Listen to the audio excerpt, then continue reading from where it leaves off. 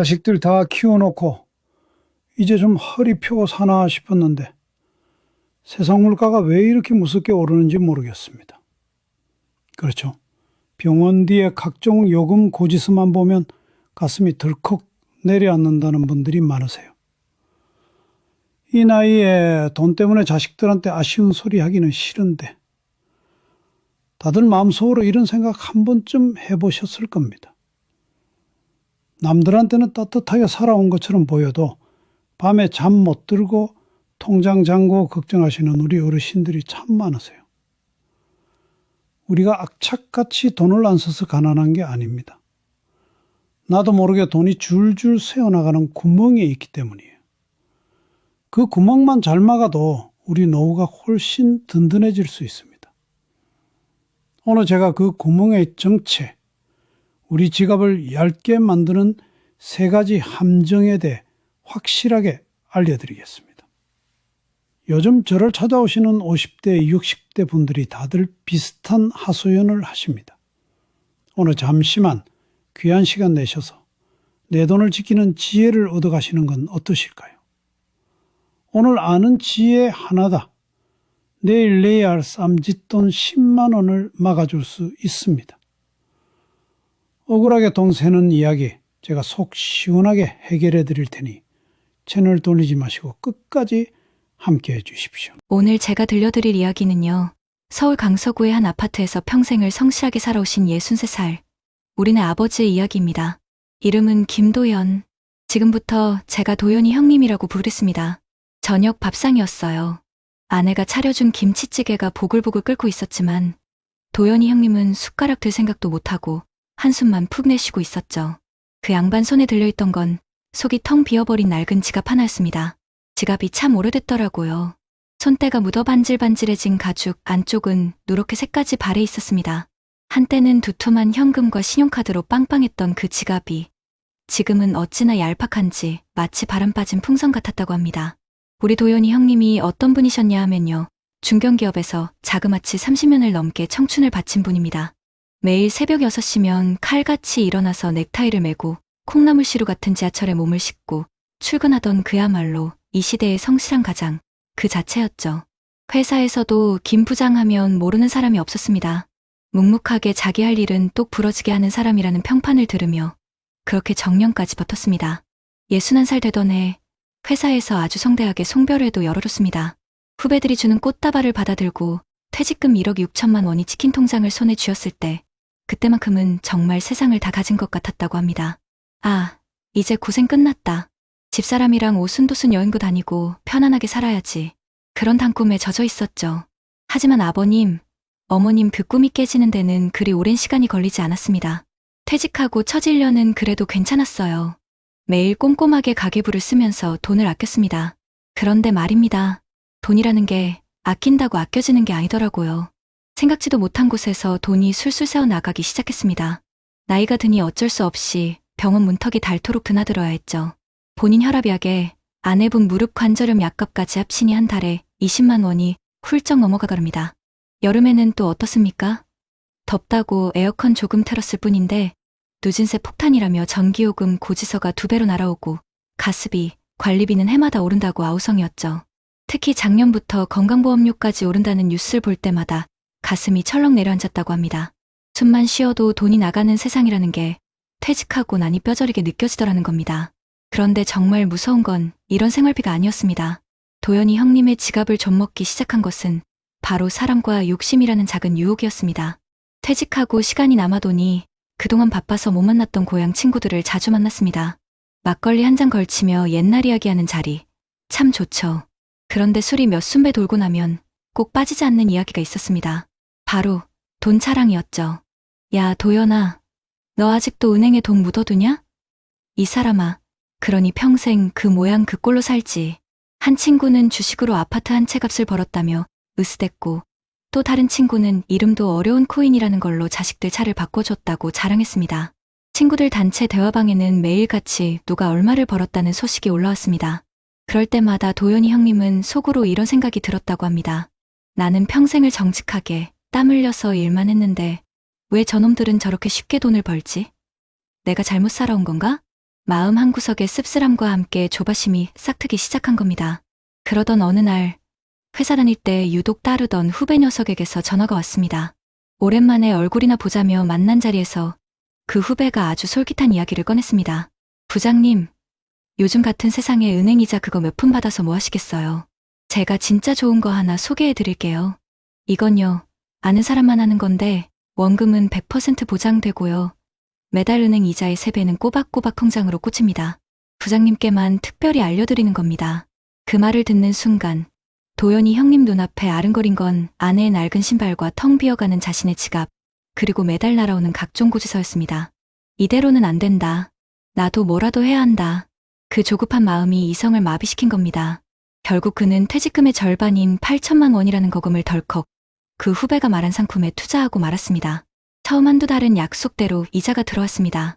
그래, 이거다 싶었죠. 하지만 석 달째부터 이자는 감감무소식이었고 후배 녀석은 전화를 받지 않기 시작했습니다. 그제야 도연이 형님은 자신이 사기를 당했다는 걸 깨달았습니다. 하늘이 무너지는 것 같았죠. 하지만 아내에게는 차마 이 실직과의 용기가 나지 않았습니다. 그저 혼자 속으로 끙끙 앓기 시작했습니다. 아내 박정희 씨는 남편이 이상하다는 걸 금방 눈치챘습니다.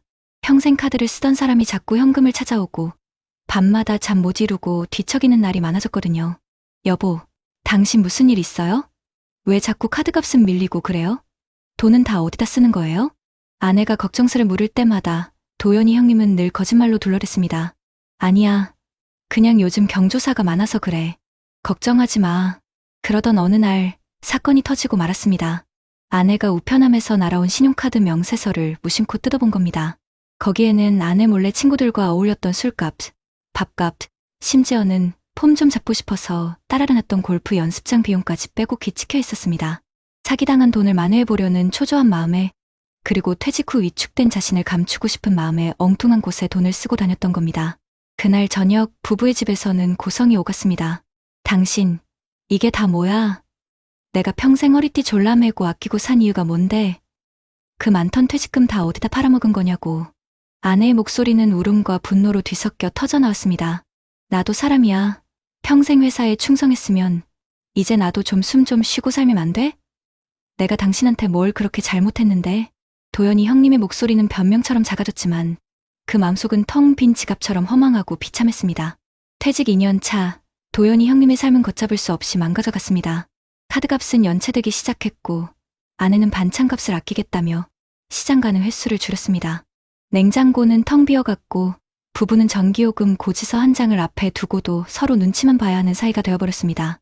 무엇보다 가슴 아팠던 건 금지옥여 키웠던 자식들과의 관계마저 틀어졌다는 겁니다. 어렵게 용기를 내어 아들에게 전화를 걸면 싸늘한 목소리가 수화기 너머로 날아왔습니다. 아버지, 또 돈 얘기하시는 거 아니죠? 저도 힘들어요. 딸은 아이의 전화를 피하기 시작했습니다. 돈 이야기를 꺼내는 순간 그는 더 이상 존경받는 아버지가 아니었습니다.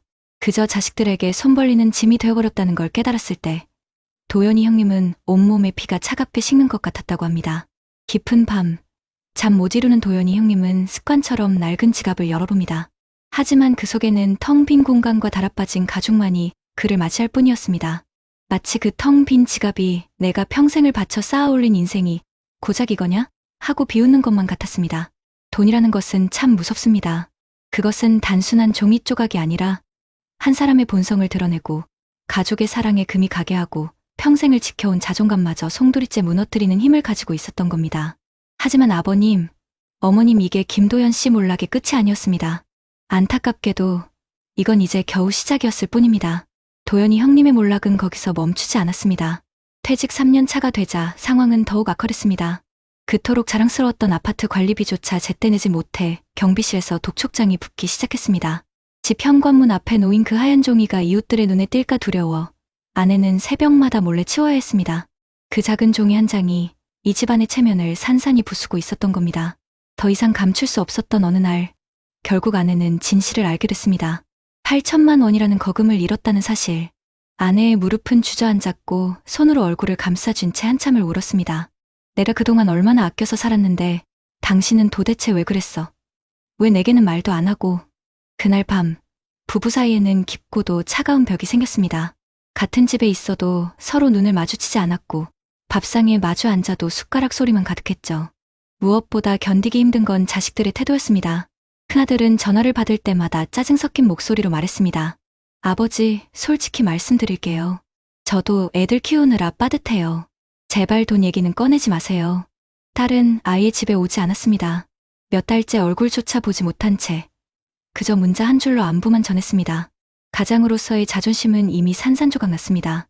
한때는 든든한 울타리였던 아버지가 이제는 자식들에게 부담으로 여겨진다는 사실.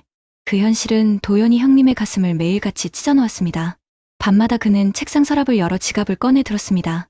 그 지갑은 여전히 비어 있었고 마치 검은 구멍처럼 그의 마음까지 집어삼키는 듯했습니다. 나는 평생을 정직하게 살아왔는데 왜 내 마지막은 이렇게 초라해야 하는가. 스스로를 탓하며 눈물을 훔치는 날이 점점 늘어갔습니다. 그러던 어느 날 오래된 회사 동료 한 명이 찾아왔습니다. 다 쓰러져가는 얼굴을 보고는 묵묵히 술 한 잔을 건네더니 이렇게 말했습니다. 도연아, 내가 무너진 건 돈 때문만이 아니야. 내 마음이 돈에 묶여 있었기 때문이야. 돈은 원래 드러나는 거거든. 내가 어디에 마음을 두고 사는지 그게 영수증에 그대로 찍히는 거야. 그 말은 마치 가슴을 후벼 파는 듯했지만 동시에 깨달음을 주었습니다. 도연이 형님은 처음으로 자신의 지출을 찬찬히 들여다보았습니다. 사기꾼에게 넘어간 투자금, 술자리 계산, 쓸데없는 모임, 회비 그 영수증들이 그의 욕심과 두려움, 허영심을 그대로 드러내고 있었습니다. 그때 그는 처음으로 텅 빈 지갑이 단순히 돈이 없는 게 아니라 마음까지 비어 있었음을 느꼈습니다. 아버님, 어머님 돈은 참으로 무섭습니다. 그것은 종이 조각일 뿐인데 사람의 본성을 드러내고 가족의 사랑을 흔들고 평생 지켜온 자존감마저 무너뜨릴 수 있습니다. 도연이 형님의 이야기는 결코 남의 일이 아닙니다. 지금도 수많은 50대, 60대, 그리고 70대 어르신들이 같은 고민을 하고 계십니다. 병원비, 공과금, 자식들에게 손 벌리기 싫은 마음, 그리고 달콤한 유혹 앞에서 흔들리는 자신. 이 모든 게 우리의 현실 아닙니까? 그러나 도연이 형님은 깨달았습니다. 돈이 인생의 주인이 되어서는 안 된다는 것을요. 우리는 돈을 벌고 쓰지만 결국 그 돈이 우리 마음을 지배하게 두면 인생의 마지막은 쓸쓸해질 수밖에 없습니다. 지갑이 비어있다고 해서 우리의 삶까지 비어있는 건 아닙니다. 가족과의 진솔한 대화, 작은 건강관리, 그리고 남은 시간을 의미 있게 쓰려는 마음만으로도 우리는 충분히 다시 설 수 있습니다. 오늘도 혹시 지갑 속이 비어있어 한숨 쉬고 계신가요? 그렇다면 잠시 멈추고 스스로에게 물어보셨으면 합니다. 나는 지금 무엇을 위해 돈을 쓰고 있나? 그리고 그 돈이 내 마음을 어디로 끌고 가고 있나? 도연이 형님의 지갑은 결국 그 질문에 답하지 못해 비워져 버린 것이었습니다. 하지만 우리에게는 아직 시간이 있습니다. 돈의 주인이 될 것인지, 노예로 살 것인지는 지금 이 순간 우리의 선택에 달려 있습니다. 여러분 어떠시나요? 위의 사례는 정말 비참하고 서글픈 인생 아닌가요? 하지만 지금부터 소개해드리는 사례는 정반대의 선택으로 행복한 노후를 보내고 있는 분을 소개해드리겠습니다. 경기도 용인에 사는 박인호 씨. 올해 65살입니다. 박 씨는 평범한 중견기업 관리직에서 35년을 성실하게 일하다가 3년 전 정년퇴직을 맞았습니다. 퇴직금은 1억 8천만 원. 주변 사람들은 이제 편히 살겠네라며 축하했지만 그는 마음속으로 이렇게 다짐했습니다. 돈은 내가 쓰기 나름이다. 이 돈에 끌려다니면 불행해지고 내가 이 돈을 다스리면 편안해질 것이다. 박 씨의 지갑은 언제나 단출했습니다. 현금 몇 장, 카드는 꼭 필요한 것만. 그의 아내 이정화 씨는 종종 말했습니다. 여보, 지갑이 왜 이렇게 가벼워? 현금 좀 넣어 다니세요. 그럴 때마다 박 씨는 웃으며 대답했죠. 비어있는 게 좋아. 그래야 욕심이 덜 생기거든. 하지만 현실은 그리 녹록지 않았습니다. 2025년 한국 사회는 고령화와 물가 폭등으로 몸살을 앓고 있습니다. 건강보험료 인상 소식은 매년 들려오고 전기가스 관리비는 해마다 치솟습니다. 주변 친구들이 만나면 제일 먼저 꺼내는 이야기는 늘 돈이었습니다. 야, 이노야. 그냥 은행에 두면 손해야. 요즘 코인으로 2달 만에 차 바꾼 사람도 있다더라. 주식이 답이야. 가만히 있으면 바보 되는 거라고. 박 씨의 친구들 대화는 늘 돈 자랑, 투자 성공담으로 가득했습니다. 그는 가끔 흔들리기도 했습니다. 아파트 경비 일을 시작한 친구가 퇴직금 다 날리고 다시 일터에 나섰다는 하소연을 할 때면 나도 언젠가 저렇게 될까 하는 불안이 엄습하기도 했습니다. 하지만 박 씨는 그럴 때마다 자신의 원칙을 떠올렸습니다. 첫째, 눈앞의 고수익 유혹에 흔들리지 않는다. 둘째, 소비는 기록하고 점검한다. 셋째, 자식에게 손 벌리지 않는다. 퇴직 후, 박 씨는 매일 아침 일기를 쓰듯 지출 기록을 적었습니다. 커피 한 잔, 버스비 1250원까지 빠짐없이 적으며 한 달의 흐름을 체크했습니다. 아내가 물었습니다. 그렇게까지 해야 해요? 너무 빡빡하게 사는 거 아니야? 박 씨는 웃으며 대답했습니다. 이게 빡빡하게 사는 게 아니야. 내가 어디에 마음을 두고 사는지 알게 해주는 거지. 영수증은 거짓말을 하지 않았습니다. 지출 내역을 모아놓고 보면 가족과 식사한 비용, 손주에게 사준 장난감, 아내와 함께 간 서점에서 산책값이 가장 많았습니다. 그것을 본 아내는 말했습니다. 여보, 우리 돈 쓰는 데는 후회가 없네. 그때 박 씨는 속으로 다짐했습니다. 그래, 이게 내가 살아온 방식이고 앞으로 살아갈 방식이구나. 문제는 건강이었습니다. 작년 건강검진에서 박 씨는 당뇨 초기 진단을 받았습니다. 의사는 지금부터라도 운동을 꾸준히 하지 않으면 약값과 치료비가 눈덩이처럼 불어날 수 있다고 경고했습니다. 이 위기는 그를 더욱 단단하게 만들었습니다. 매일 아침 그는 단지 앞 공원에서 빠지지 않고 1시간씩 걷기 운동을 했습니다. 처음엔 허리가 뻐근하고 무릎이 시큰거렸지만 어느새 함께 걷는 동네 친구들이 생기면서 운동은 즐거움이 되었습니다. 반면 그의 오래된 친구인 최모 씨는 전혀 다른 길을 걸었습니다. 최 씨는 퇴직금을 코인에 투자했다가 큰 손실을 입고 건강관리에도 소홀했습니다. 결국 고혈압으로 쓰러져 병원에 입원했고 퇴직금은 이미 빚으로 메워진 지 오래였습니다. 박 씨는 병실에 누운 친구를 보며 깊은 생각에 잠겼습니다. 퇴직금은 인생의 보너스지 도박판의 씨앗이 아니구나. 나는 절대 저 길로 가지 않겠다. 무엇보다 박 씨의 가장 큰 자산은 가족이었습니다. 아내와는 매일 작은 이야기를 나누며 살았습니다. 오늘 장에서 무슨 채소가 쌌는지, 손주가 유치원에서 무슨 노래를 배웠는지, 가끔 아들이 아버지 힘드시면 저희가 보태드릴게요라고 말하면 그는 단호하게 대답했습니다. 아니야. 아버지는 아직 괜찮다. 내가 번 돈으로, 내가 쌓은 돈으로 살아야 내 마음이 편하지. 그 대답은 단순한 자존심이 아니었습니다. 자식에게 부담을 주지 않고 스스로의 삶을 책임지는 것이야말로 그의 철학이었기 때문입니다. 하지만 세상은 언제나 변수를 던집니다. 지난 겨울 갑작스러운 한파로 난방비가 2배로 뛰었고 건강보험료 인상 소식까지 겹쳐서 가게가 빠듯해졌습니다. 주변 친구들은 다들 불평을 쏟아냈습니다. 이게 나라냐? 왜 이렇게 힘들게 살아야 하냐? 하지만 박 씨는 담담했습니다. 지갑을 열어보며 그는 중얼거렸습니다. 지갑이 가벼워도 괜찮아. 마음이 무겁지 않으면 그게 진짜 부자인 거지. 퇴직 4년 차, 박인호 씨에게도 흔들리는 순간이 찾아왔습니다. 지인 모임에서 알던 사람을 통해 안전한 해외 부동산 투자 제안이 들어왔습니다. 형님, 요즘 환율 올라서 돈 넣으면 무조건 남는 장사예요. 최소 연 15% 수익 보장합니다. 원금 보장도 확실해요. 다들 하고 있습니다. 순간 마음이 흔들렸습니다. 내 퇴직금 일부만 넣으면 손주 학비는 문제 없겠지. 다른 사람도 다 한다는데 나만 뒤처지는 건 아닐까. 지갑 속에 얇은 현금 몇 장을 만지작거리던 그는 한밤중 잠을 이루지 못했습니다. 하지만 그때 눈에 들어온 건 책상 위에 놓인 가계부와 공원에서 함께 운동하던 친구들과 찍은 사진이었습니다. 지출 내역에는 가족과 함께 보낸 소소한 행복이 고스란히 남아 있었고 사진 속 표정은 그 어떤 돈으로도 살 수 없는 것이었습니다. 결국 그는 그 제안을 단칼에 거절했습니다. 미안하지만 난 그런 길 안 가. 내 돈은 내 가족을 위해 쓸 거야. 그 대답에 투자 권유자는 연락을 끊었지만 박 씨의 마음은 오히려 더 단단해졌습니다. 2025년 여름 건강보험료 인상과 생활물가 폭등으로 또 한 번 가게가 팍팍해졌습니다. 아내는 시장에서 콩나물을 집으며 한숨을 내쉬었습니다. 여보, 이제는 뭐 하나 사기도 겁나네. 그때 박 씨는 아내의 손을 꼭 잡으며 말했습니다. 당신, 우리가 여기까지 오면서 아낀다고 힘들었던 적 있어? 아니잖아. 우리가 원칙을 지켜서 이만큼 버틴 거야. 그 순간 아내의 눈가에는 눈물이 맺혔습니다.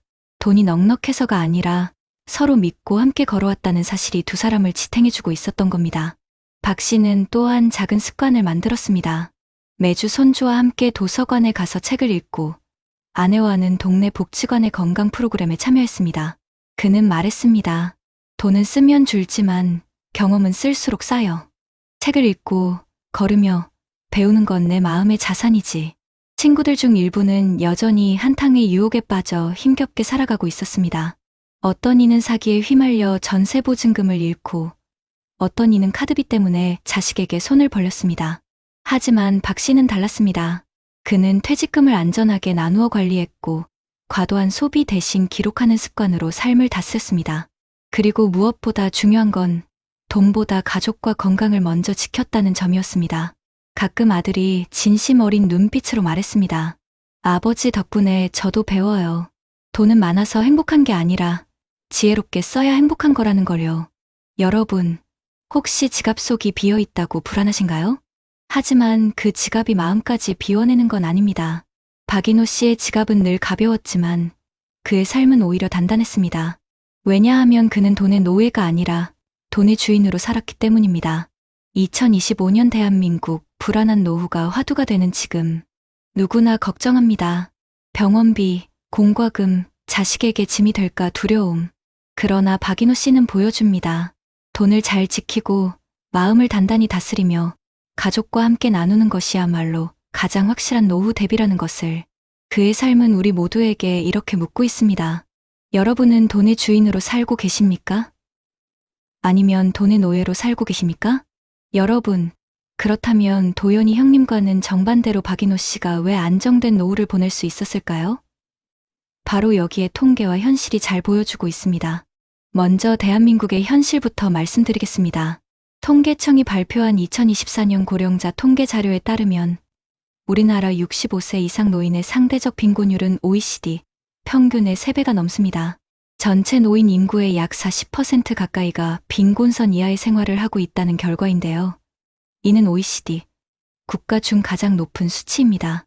단순히 소득만 적은 것이 아니라 의료비, 주거비 같은 필수 지출이 빠르게 늘어나면서 체감 빈곤은 훨씬 더 심각하게 다가오고 있다는 분석이 많습니다. 보건복지부 자료를 보면 65세 이상 고령층의 월 평균 의료비는 최근 10년 사이에 2배 가까이 증가했습니다. 특히 고혈압, 당뇨, 관절염 같은 만성질환으로 인한 외래 진료와 약제비 비중이 크게 늘어나고 있다는 점이 눈에 띄는데요. 이는 은퇴 이후에도 지출이 줄지 않고 오히려 늘어나는 중요한 원인으로 꼽힙니다. 실제로 국민건강보험공단에서 발표한 노인 진료비 통계 연보를 보면 70세 이상 인구의 1인당 연간 진료비는 2010년 약 250만 원에서 2022년에는 600만 원을 넘어섰습니다. 단순 계산으로도 10여 년 만에 2배 이상 오른 셈이죠. 결국 아플수록 돈이 더 드는 구조 속에서 노후 준비가 제대로 되지 않은 분들은 생활 자체가 위태로워지는 겁니다. 이런 상황에서 가계 지출에서 가장 큰 비중을 차지하는 게 바로 주거비와 공공요금입니다. 한국은행과 통계청의 가계금융복지조사에 따르면 60세 이상 은퇴 가구의 월 평균 생활비는 약 270만 원 수준인데 그중 주거비와 관리비, 전기가스 수도요금 같은 고정비가 절반 가까이를 차지한다고 합니다. 2023년 겨울 유난히 강추위가 이어지면서 난방비 부담이 폭증했을 때를 기억하실 겁니다. 당시 산업통상자원부 발표에 따르면 도시가스 요금은 2022년 대비 36%가 상승했습니다. 이런 급격한 인상은 은퇴 가구에게는 치명적인 타격이 될 수밖에 없습니다. 그런데 이런 현실에서 지출 기록과 소비 통제를 생활화한 사람과 무계획적으로 소비한 사람 사이의 격차는 시간이 갈수록 더욱 크게 벌어진다는 게 연구 결과로도 확인되고 있습니다.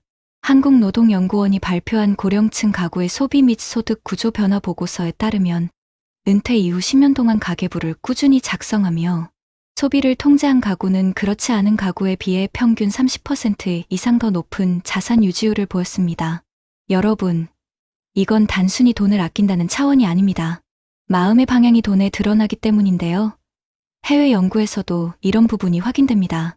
영국의 한 경제학 학술지에 실린 논문을 보면 은퇴자들의 소비 패턴을 장기간 추적 조사한 결과 매일 지출을 기록하고 소비를 검토하는 습관이 있는 그룹은 그렇지 않은 그룹보다 행복도 지수가 훨씬 높게 나왔습니다.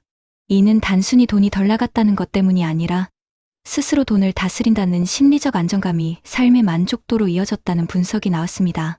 또 OECD 고령화 보고서에서도 고령층의 자존감은 소득 수준보다 재정관리 능력과 더 밀접한 상관관계를 보인다고 발표했는데요.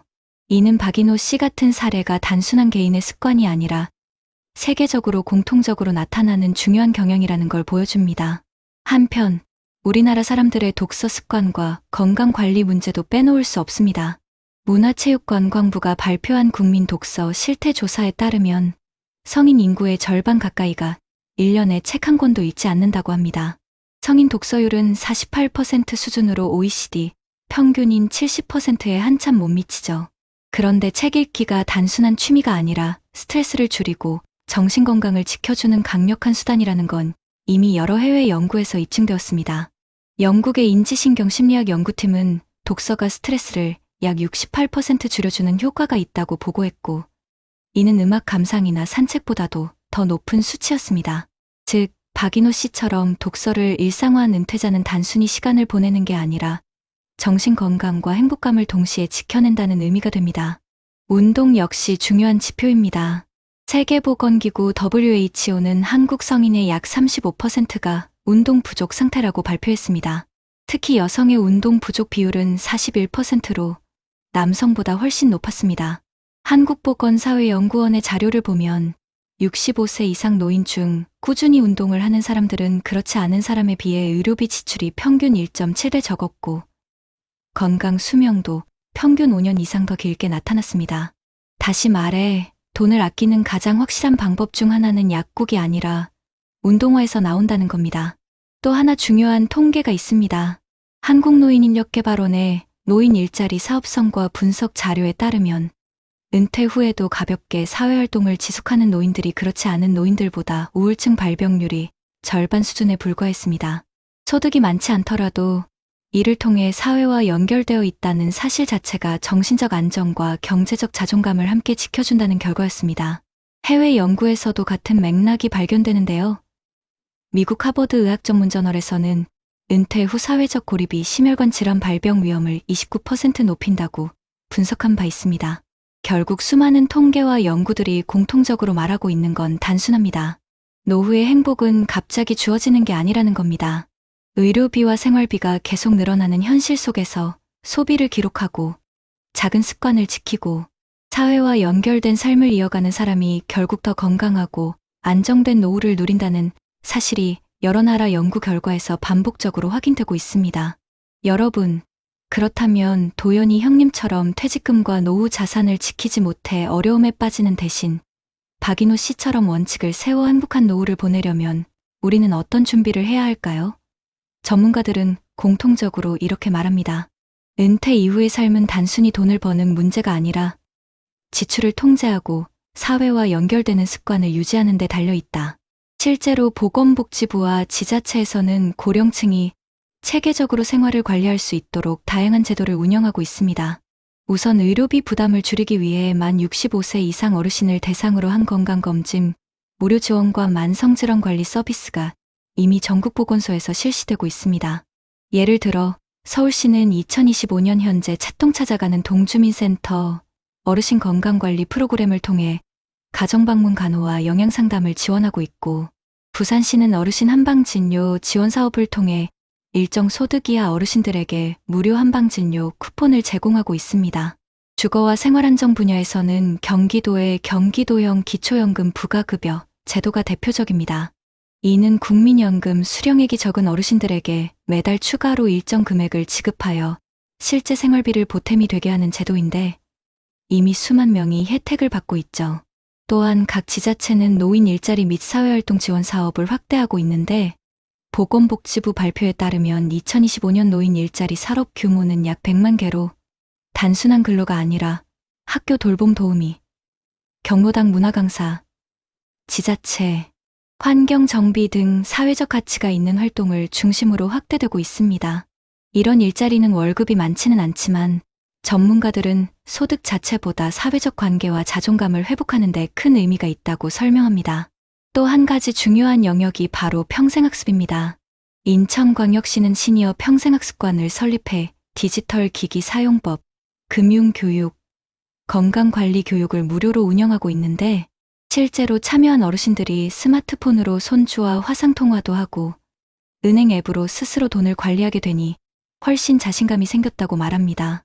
해외에서도 우리와 비슷한 고민을 해결하기 위한 제도가 시행되고 있는데요. 일본은 급격한 고령화에 대응하기 위해 지역 포괄 케어 시스템을 도입했습니다.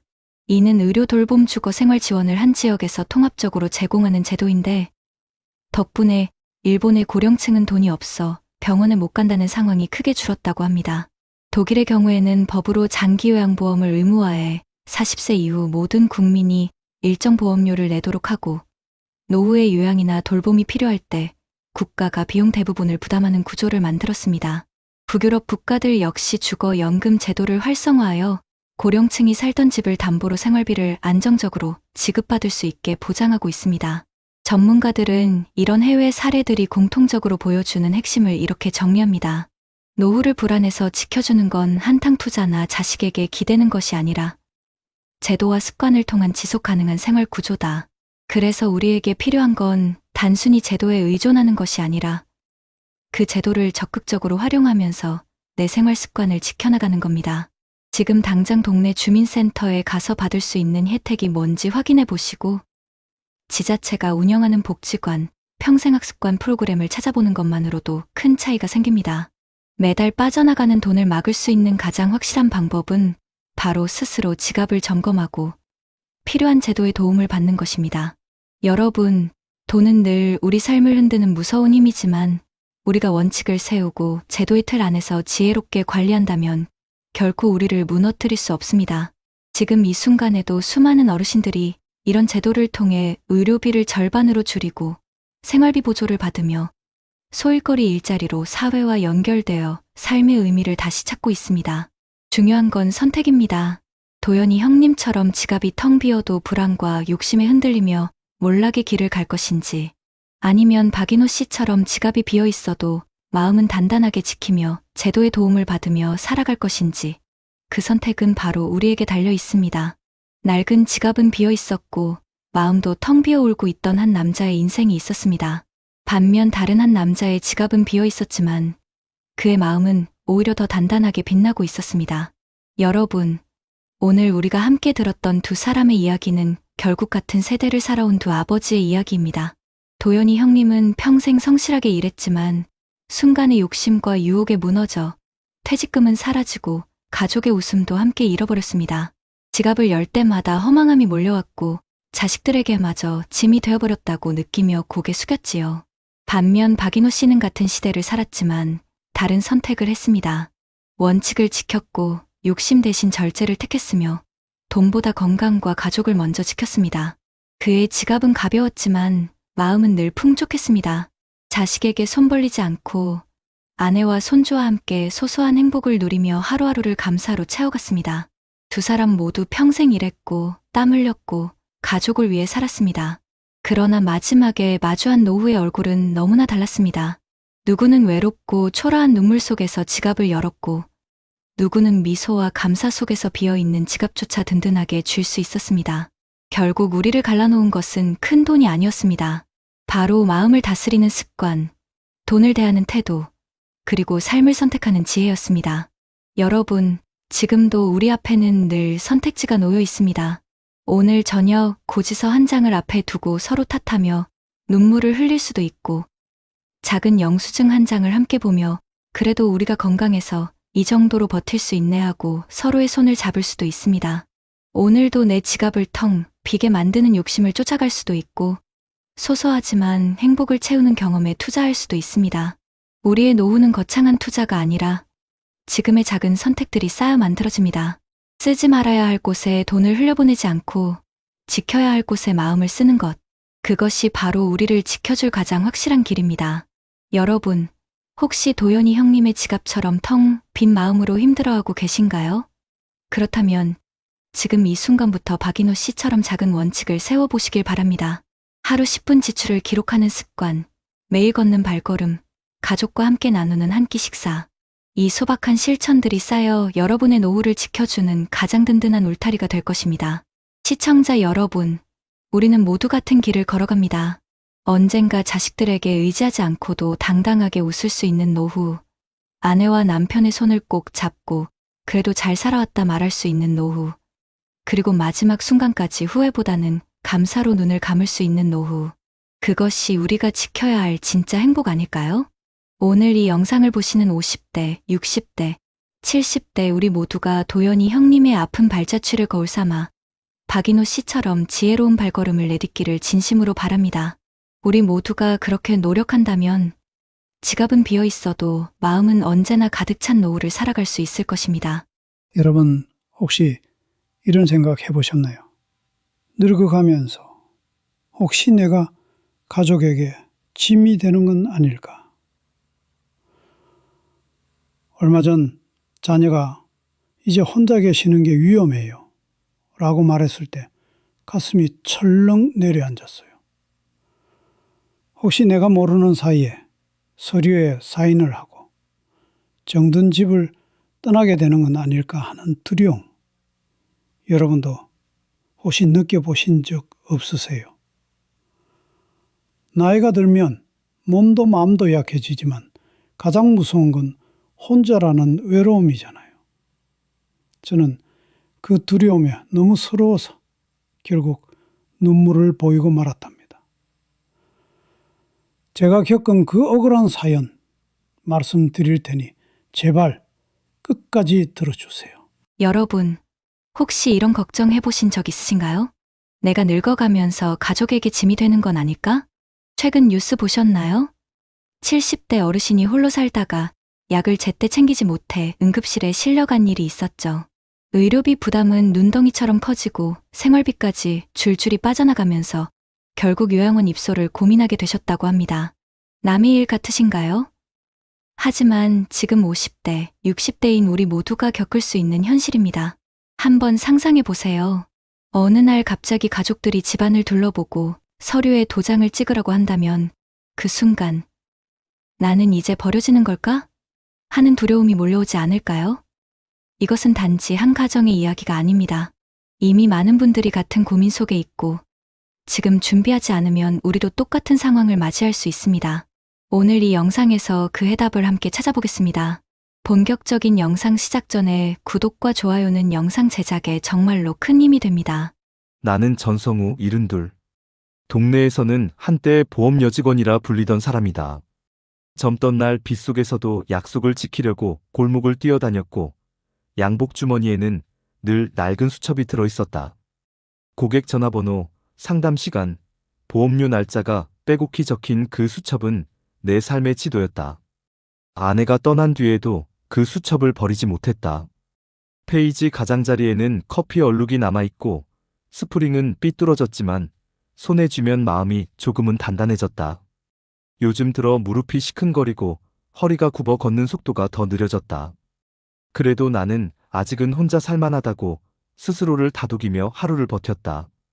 이른 아침 큰며느리 은지는 초인종을 누르며 들어왔다.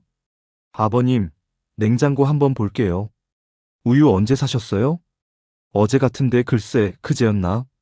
은지는 유통기한을 손가락으로 짚더니 살짝 입술을 깨물었다. 작은 며느리 수진도 그날 오후에 들렀다. 아버님, 가스레인지 밸브는 요즘 꼭 잠그고 주무세요? 그럼 내가 누구냐? 수첩에도 체크하지. 나는 낡은 수첩을 펼쳐 보여주었다. 그러나 체크칸은 몇 줄이 비어 있었다. 손떨림 탓에 글씨도 기울어 있었다. 수지는 말끝을 흐렸다. 혹시 밤에 화장실 가실 때 불 켜시죠? 복도에 작은 불이라도. 그 말에 대답을 얼버무렸다. 한밤중에 발끝으로 더듬어 걷던 일이 머릿속을 스쳤다. 며칠 뒤 큰아들이 연락했다. 아버지, 건강검진 예약했어요. 새로 생긴 내과라는데 장비도 좋대요. 뭘 갑자기 검진이야? 괜찮다니까. 검진날 의사는 내 무릎을 눌러보고 허리 각도를 재더니 아들 쪽으로 고개를 끄덕였다. 넘어질 위험이 있으십니다. 특히 새벽에 일어나실 때 주의하셔야 해요.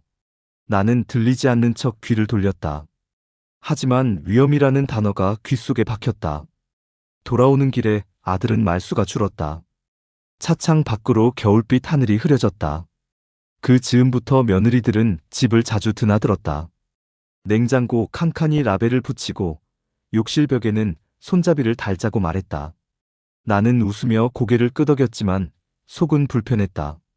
아버님, 약 드시는 시간 헷갈리시면 이 통 써보세요. 아침, 점심, 저녁 칸이 있어요. 내가 수첩이 있는데 뭘?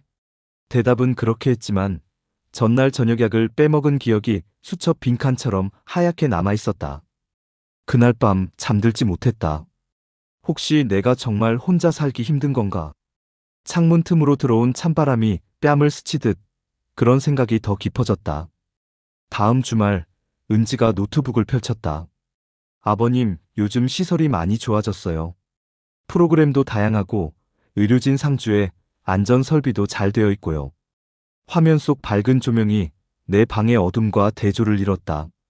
안내문, 웃는 간호사, 넓은 거실. 나는 고개를 끄덕였지만 마음속 어둠은 더 커졌다. 마치 이제 그곳으로 가셔도 괜찮다는 사인을 받는 느낌이었다. 수첩을 다시 펼쳤다. 오래전 고객 이름 옆에 약속 준수라고 적힌 글씨가 보였다.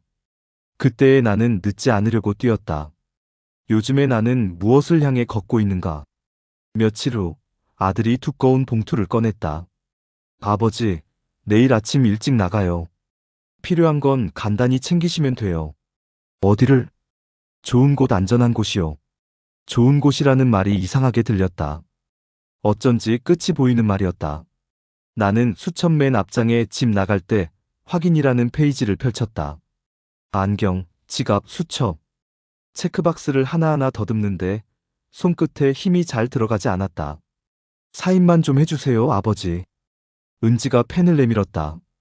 서류는 글씨가 작고 칸이 많았다. 동의 확인, 개인정보. 단어들이 빗물처럼 번져 보였다. 이게 무슨 서류냐? 아버님을 위한 절차예요. 자세한 건 내일 차에서 말씀드릴게요. 나는 펜을 잡았다. 손등에 핏줄이 툭 붉어졌다. 한 줄, 두 줄, 이름을 쓰는 동안 짐이 되는 것이라는 말이 마음속에서 커졌다. 사인을 끝내자 은지는 조심스레 봉투를 덮었다. 그날 밤 수첩을 무릎 위에 올려놓고 앉았다. 첫 장에는 오래전 내 손글씨가 있었다. 오늘도 약속을 지킨다. 그 문장을 손끝으로 더듬다가 한숨이 나왔다. 창밖에서 눈이 시작됐다. 전기요를 올려도 발끝이 시렸다. 나는 속삭였다. 정심아, 나 잘한 거지? 대답은 눈송이 소리처럼 가벼웠다. 불 켜진 거실 시계가 느리게 움직였다. 내일 아침이라는 말이 점점 가까워지는 소리였다. 아침 현관의 선이 다리가 후들거렸다. 가족사진 액자를 한 번 더 바라보았다. 은지는 내 코트를 단정히 걸쳐주었다. 아버님, 춥지 않게 목도리도 하세요. 나는 고개를 끄덕이며 물었다. 거긴 멀어? 조금요. 길 막히면 시간이 더 걸릴 수 있어요. 문이 닫히는 소리가 낯설었다. 엘리베이터 거울 속 내 모습은 수첩과 같은 색이었다. 바랜 갈색, 모서리가 달아 둥그러진 표정. 차에 타자 은지는 히터를 높였다. 라디오에서는 전기요금 인상과 장바구니, 물가 이야기가 흘렀다. 내 호주머니 속 수첩이 작게 떨렸다. 차는 시내를 벗어나 외곽도로로 접어들었다. 나는 묻지 않았다. 묻는 순간 답을 들어야 할 것 같아서였다. 대신 수첩 빈칸에 오늘 날짜를 적었다. 글씨가 삐뚤어졌다. 손끝이 얼어 있었다. 신호에 멈춘 차창 밖으로 어린 손을 잡은 노인이 보였다. 그 장면이 금세 멀어졌다. 가슴이 답답해졌다. 잠깐만 쉬었다 갈까? 은지가 눈치를 보며 물었다. 괜찮다. 목이 말랐다. 그러나 물병을 열지 않았다. 입술이 트는 느낌이 오히려 현실 같아서였다. 우리는 한적한 주택가에 도착했다. 담벼락 너머로 철제 대문이 보였다. 표지판 같은 건 없었다. 나는 멈칫했다. 여기가 맞아? 은지는 미소를 지었지만 그 미소가 무슨 뜻인지는 알 수 없었다. 차문이 열리자 차가운 공기가 들이쳤다. 나는 수첩을 더 꽉 쥐었다. 종이 끝이 손바닥에 눌려 자국이 났다. 대문 앞 초인종 아래 작은 명패가 반짝였다. 그때 멀리서 아이들 웃음소리가 바람을 타고 들려왔다. 나는 숨을 한번 고르고 문 앞에 섰다. 초인종 소리가 귓속을 톡 건드렸다. 초인종이 울리자 대문이 열렸다. 나는 떨리는 다리로 현관 앞으로 발걸음을 옮겼다. 낯선 집, 낯선 공기. 이제 여기서 내 여생을 보내야 하는구나라는 체념이 목구멍까지 차올랐다. 현관에 들어서자 신발들이 보였다. 아이들 운동화, 여자 구두, 남자 구두. 그 순간 가슴이 쿵 내려앉았다. 요양원이라면 있을 수 없는 풍경이었다. 나는 얼어붙은 채 은지를 바라보았다. 며느리는 미묘한 미소를 지었다. 아버님, 들어가 보세요. 그녀의 손길에 이끌려 거실로 들어서자 뜻밖에도 큰아들 민수가 반갑게 맞았다. 아버지 오셨어요. 기다렸습니다. 이어 작은아들까지 계단에서 내려왔다. 눈앞이 아득해졌다. 나는 순간 모든 게 이해되지 않았다. 혹시 마지막 작별 인사를 하는 건가?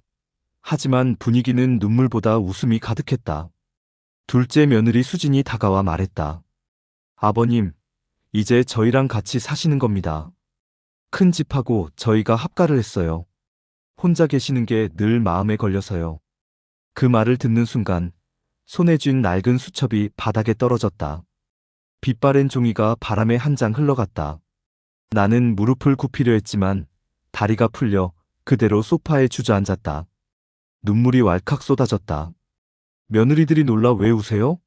라며 달려왔지만 나는 아무 말도 할 수 없었다. 버려진다는 공포가 한순간에 무너지고 대신 따뜻한 안도감이 밀려왔다. 그 눈물은 서러움이 아니라 구원이었다. 그제야 모든 조각들이 맞춰졌다. 은지와 수진이 집안을 살피던 이유, 서류에 사인을 요구하던 이유, 가방만 간단히 챙기라던 말. 그 모든 게 합가 준비였던 것이다. 아들들은 내 방을 따로 마련해 두었다. 미끄럼 방지 매트가 깔린 화장실, 허리를 받쳐주는 침대, 버튼이, 큰 리모컨이 딸린 텔레비전, 그리고 창가에는 내가 오래전부터 원하던 안락의자. 냉장고에는 내가 즐겨 먹던 고등어 반찬과 아침마다 마시던 둥글레차가 이미 준비되어 있었다. 정원 한쪽에는 작은 텃밭까지 만들어 놓았다. 상추와 깻잎, 그리고 고추 모종이 가지런히 심어져 있었다. 아버님이 직접 가꾸시면 좋을 것 같아서요. 수진의 설명을 듣는 순간 나는 손등으로 눈물을 훔쳤다. 저녁 무렵 손자 손녀들이 학교에서 돌아왔다. 할아버지!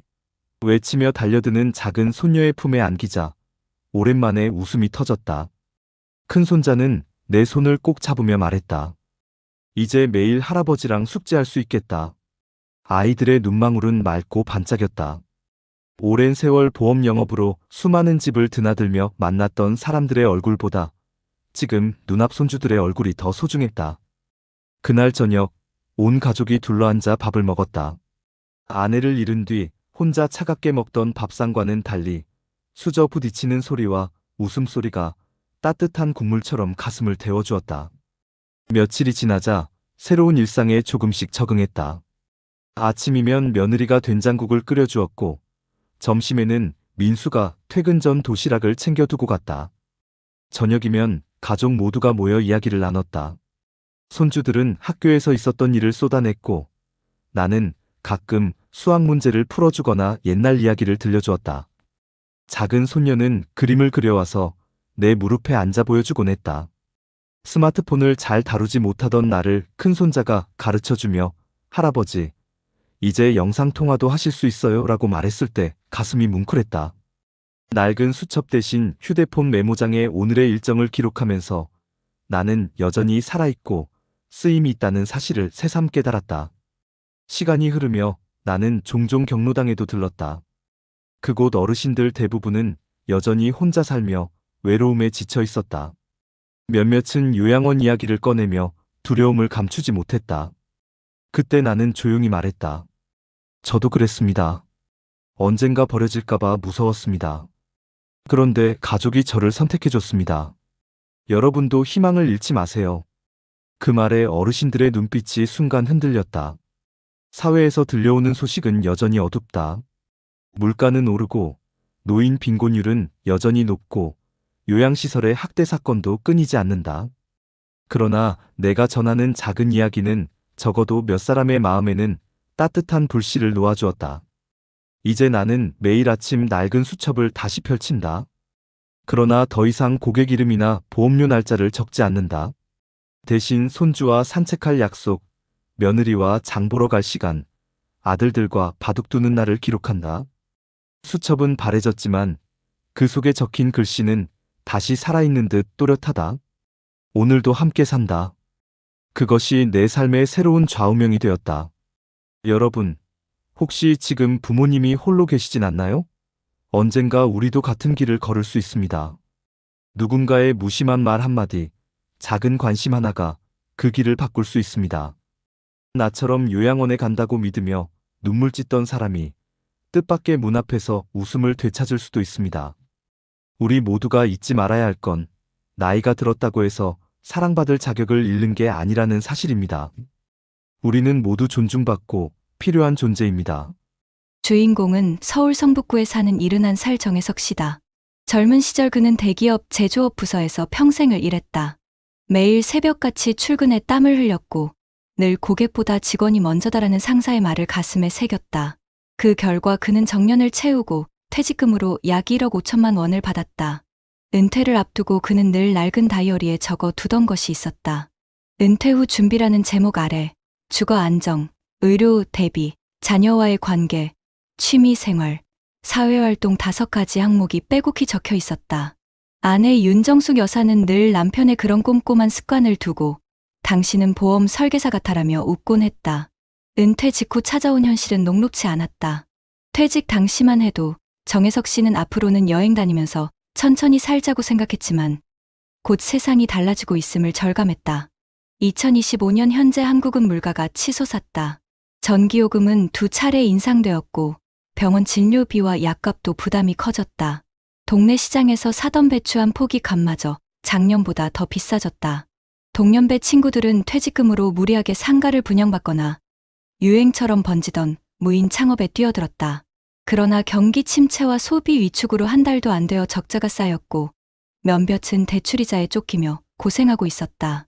정혜석 씨 역시 주변 권유를 받았다. 형님, 요즘 코인 조금만 넣어도 2배는 금방이에요. 노후엔 월세 들어오는 상가 하나가 최고라니까. 그러나 그는 고개를 저었다. 나는 모르는 건 안 한다. 안정적인 게 최고지. 그는 퇴직금을 3갈래로 나눴다. 일부는 국민연금과 함께 굴릴 수 있는 연금저축펀드에 넣었고 일부는 장기 채권과 안전한 ETF에 분산시켰다. 나머지는 비상금으로 CMA 통장에 남겨두었다. 아내와는 절대 원금 깨먹는 투자는 하지 않는다는 약속을 했다. 갈등은 자녀 문제에서도 있었다. 아들 부부가 아파트 전세금을 올려달라는 부탁을 해왔다. 그 순간 그는 잠시 흔들렸다. 당신, 애들 도와줘야 하는 거 아냐? 아내가 조심스럽게 물었다. 그는 수첩을 펼쳐들며 답했다. 우리가 가진 돈을 다 내주면 우리 노후는 누가 지켜? 빌려줄 순 있어도 다 줄 순 없어. 결국 그는 일부만 보태주고 나머지는 아들이 은행 대출로 해결하게 했다. 덕분에 관계는 잠시 서먹했지만 시간이 지나면서 아들도 부모의 뜻을 이해했다. 또 하나의 위기는 건강이었다. 은퇴 후 불규칙한 생활로 혈압이 오르고 당 수치가 경고 수준까지 올라갔다. 친구들이 술자리를 권할 때마다 그는 단호하게 거절했다. 이제는 건강이 재산이라며 새벽마다 동네 공원을 돌았다.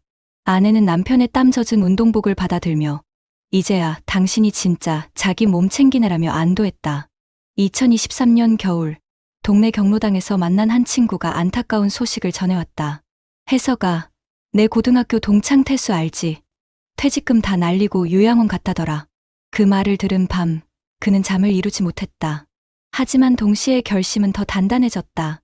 내가 준비한 길이 틀리지 않았구나. 정혜석 씨 집 거실 한쪽에는 커다란 화이트보드가 걸려 있다. 그 위에는 한 달 지출 계획이 크게 적혀 있었다. 공과금 15만 원, 식비 40만 원, 의료비 20만 원, 여가비 10만 원. 매달 이렇게 나눠 쓰면서도 그는 여유를 남겼다. 남은 돈은 자동으로 적립식 펀드에 들어갔다. 주말이면 그는 손자 손녀와 시간을 보냈다. 아이들이 놀러 오면 직접 만든 야채전을 부쳐주었다. 손자는 할아버지 방 안에 있는 낡은 다이어리를 보며 할아버지, 이건 뭐예요? 라고 물었다. 이건 말이다. 내가 은퇴 전에 세운 계획 노트야. 이거 덕분에 우리 집이 든든한 거야. 손녀는 환하게 웃으며 할아버지 멋있다라고 말했다. 2024년 봄, 정혜석 씨는 병원에서 큰 충격을 받았다. 정기 검진에서 의사가 말했다. 혈압이 기준치를 넘었습니다. 당 수치도 위험합니다. 지금 관리하지 않으면 뇌졸중 같은 큰 병이 올 수 있어요. 그 순간 그는 눈앞이 캄캄해졌다. 내가 이렇게 준비했는데도 결국 무너지는 건가 라는 생각이 스쳤다.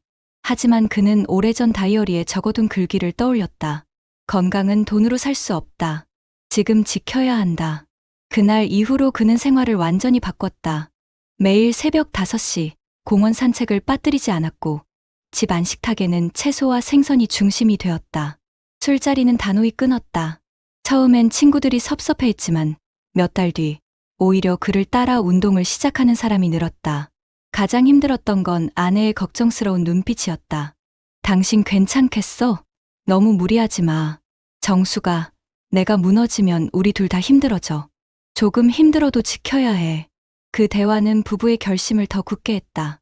몸 상태가 점점 회복되면서 그의 노후는 새로운 국면을 맞았다.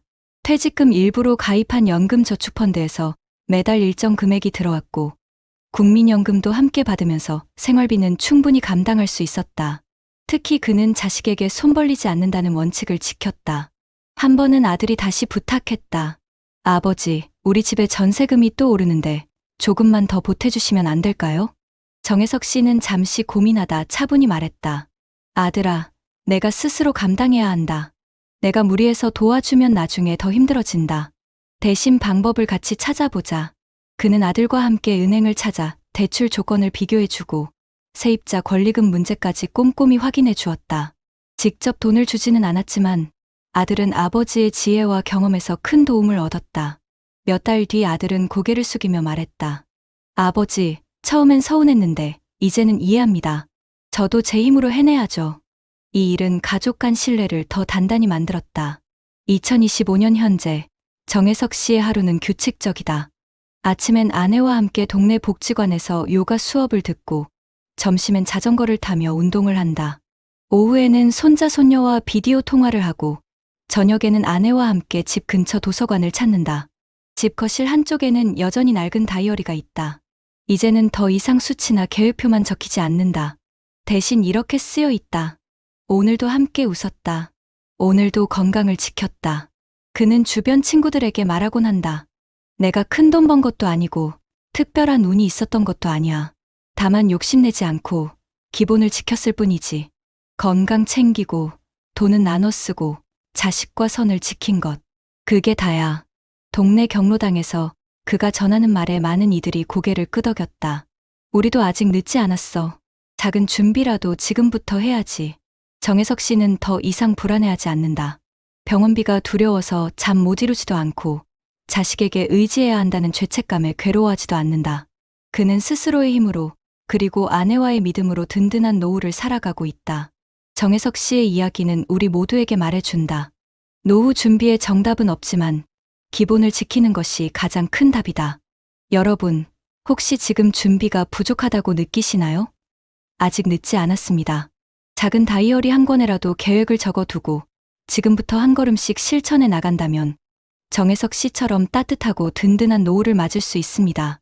여러분, 지금까지 들으신 사례가 남의 일처럼만 느껴지시나요? 하지만 우리 사회의 통계와 연구들을 살펴보면 이 문제는 결코 특별한 한 가정의 이야기가 아니라 우리 모두가 직면하고 있는 현실임을 알 수 있습니다. 먼저 대한민국 통계청이 2024년에 발표한 자료에 따르면 전국의 독거노인 수는 약 100만 명을 이미 넘어섰습니다. 특히 70살 이상 고령층에서 혼자 사는 비율은 전체 노인 인구의 약 15%에 달하고 있는데요. 이는 10년 전과 비교했을 때 무려 2배 가까이 늘어난 수치입니다. 홀로 생활하는 시간이 길어질수록 넘어짐, 만성질환 악화, 약 복용관리 소홀 같은 문제가 함께 증가하고 있습니다. 실제로 보건복지부가 2023년 실시한 노인 실태조사에서는 혼자 사는 어르신의 절반 이상이 약을 제때 챙겨 먹지 못한 경험이 있다고 답했습니다. 이런 문제는 단순한 생활 습관의 문제가 아니라 돌봄 공백이 직접적으로 건강 악화로 이어질 수 있음을 보여주는 결과입니다. 또한 한국보건사회연구원에서 발표한 노인 돌봄의 사회경제적 비용 분석 보고서에 따르면 낙상 사고로 인한 노인의 입원 치료비는 매년 증가하고 있습니다. 평균적으로 한 번의 낙상으로 소요되는 입원 비용이 수백만 원을 넘어가고 있으며 이로 인해 가족 전체의 경제적 부담도 커지고 있습니다. 더욱 심각한 점은 낙상 사고를 한 번 경험한 노인은 그렇지 않은 노인보다 재발 확률이 3배 이상 높다는 연구 결과도 함께 제시되고 있다는 사실입니다. 이는 단순한 사고가 아니라 장기적인 건강 악화의 시작점이 될 수 있다는 점에서 매우 주목해야 할 통계입니다. 경제적 측면에서도 신호가 분명합니다. 국민연금공단이 발표한 2024년 통계에 따르면 현재 노인 세대가 수령하는 평균 국민연금 수령액은 월 약 65만 원 수준에 머물고 있습니다. 하지만 통계청이 같은 해 발표한 노인가계 실태조사에서는 노인 가구의 월 평균 생활비가 약 150만 원 이상이 필요한 것으로 나타났습니다. 즉, 연금만으로는 기본 생활을 유지하기에도 부족하다는 의미입니다. 이런 상황에서 준비되지 않은 상태로 요양원 입소를 하게 되면 시설 비용까지 감당해야 하기에 재정적 압박은 더욱 커집니다. 실제로 장기요양보험 통계에 따르면 등급을 받아 요양시설을 이용하는 노인의 본인 부담금은 월 평균 50만 원 이상이며 추가 간병비나 개인 물품 비용까지 고려하면 더 큰 부담이 발생합니다. 이 때문에 연금을 받아도 생활비와 요양비를 동시에 감당하기 어렵다는 목소리가 갈수록 커지고 있습니다. 해외의 통계와 연구도 비슷한 흐름을 보여주고 있습니다. 세계보건기구 WHO는 2023년 발표한 세계 노인돌봄 보고서에서 고령화 사회가 빠르게 진행되는 국가일수록 가족 돌봄의 부담이 경제적 불평등을 심화시킨다고 지적했습니다. 특히 아시아 국가들에서 부모 부양에 대한 사회적 압박이 여전히 강한 반면 실제로는 자녀 세대의 경제적 여력이 부족해 돌봄 공백이 생기고 있다는 점을 강조했죠. 미국 노인학 저널 Journal of Gerontology에 게재된 연구에서도 장기 요양시설에 입소한 노인의 절반 가까이가 2년 이내에 경제적 어려움을 겪고 있다는 결과가 보고되었습니다. 이 연구는 특히 노후 준비가 충분히 되어 있지 않은 가정일수록 시설 입소가 곧 경제적 몰락으로 이어질 수 있다는 점을 보여줍니다.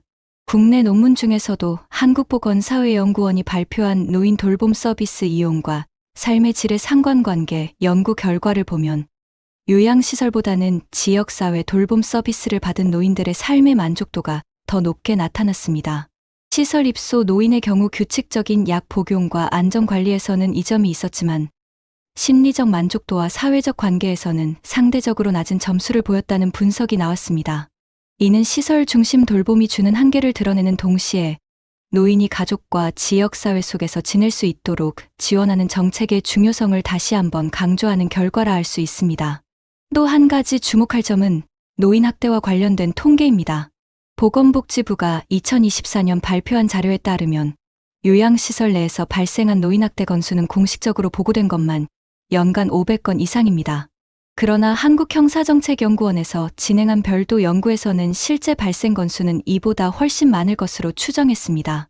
특히 약물 과다 투여, 방임, 언어적 학대 등이 주요 유형으로 나타났으며 신고율이 낮아 은폐되는 경우가 많다고 합니다. 해외 학술지인 The Lancet Public Health에서도 비슷한 경고가 나왔습니다. 전 세계적으로 시설 내 노인학대 발생률은 보고된 수치보다 최소 2~3배 높을 수 있으며 이는 제도적 관리와 인력 부족 문제에서 비롯된다고 분석했습니다. 이러한 연구와 통계들은 한 가지 중요한 사실을 우리에게 알려줍니다. 노후 준비가 단순히 돈을 모으는 것에 그치지 않는다는 점입니다. 생활비, 의료비, 요양비 같은 경제적 요인뿐 아니라 신체적 안정과 정신적 만족, 사회적 관계망까지 함께 고려해야만 진정한 의미의 노후 대비가 완성된다는 겁니다. 즉, 준비된 사람과 준비되지 못한 사람의 삶의 질 차이는 단순한 수치가 아니라 하루하루의 행복과 존엄으로 이어지는 결정적인 요소라는 거죠. 여러분, 그렇다면 이런 문제를 어떻게 해결할 수 있을까요? 전문가들은 공통적으로 노후 준비는 개인의 힘만으로는 부족하다. 사회와 제도가 함께 보완해야 한다고 강조합니다. 실제로 대한민국 정부도 이런 문제를 인식하고 여러 정책을 추진하고 있는데요. 먼저 보건복지부는 2025년 기준으로 장기요양보험 제도를 더 강화하고 있습니다. 그동안 치매나 중증 질환자 위주로 지원이 집중되었다면 최근에는 경증 노인들도 일상생활 지원을 받을 수 있도록 등급 판정 기준을 완화하는 논의가 진행되고 있습니다. 또 노인이 집에서 안전하게 지낼 수 있도록 제가 돌봄 서비스를 확대하고 있는데요. 가정의 간호사와 요양보호사를 파견해주는 방문요양방문간호 제도가 대표적입니다. 이를 통해 요양원에 가지 않고도 일정 부분 돌봄을 받을 수 있도록 선택지를 늘려주고 있는 겁니다. 통계에 따르면 이미 이 서비스를 이용하는 어르신 수가 수십만 명에 달하고 특히 2024년 이후 지자체 차원에서 지원 예산을 늘리면서 접근성이 훨씬 좋아졌습니다. 지자체별 노력도 눈에 띕니다. 서울시의 경우 어르신 돌봄 SOS 서비스를 운영하면서 갑자기 돌봄 공백이 생겼을 때 단기간 요양보호사 파견이나 응급 간병을 지원하고 있습니다. 실제로 2024년 한 해 동안만 약 10만 건이 넘는 긴급 돌봄이 제공되었다고 발표했죠. 경기도는 노인 맞춤 돌봄 서비스를 통해 돌봄이 필요한 어르신 가정에 전담 생활지원사를 배치해주고 있고, 부산광역시는 독거노인 응급안전안심 서비스를 강화해 집안에 IoT 센서를 설치하고 이상 징후가 감지되면 즉시 돌봄센터와 연결되도록 시스템을 고도화했습니다.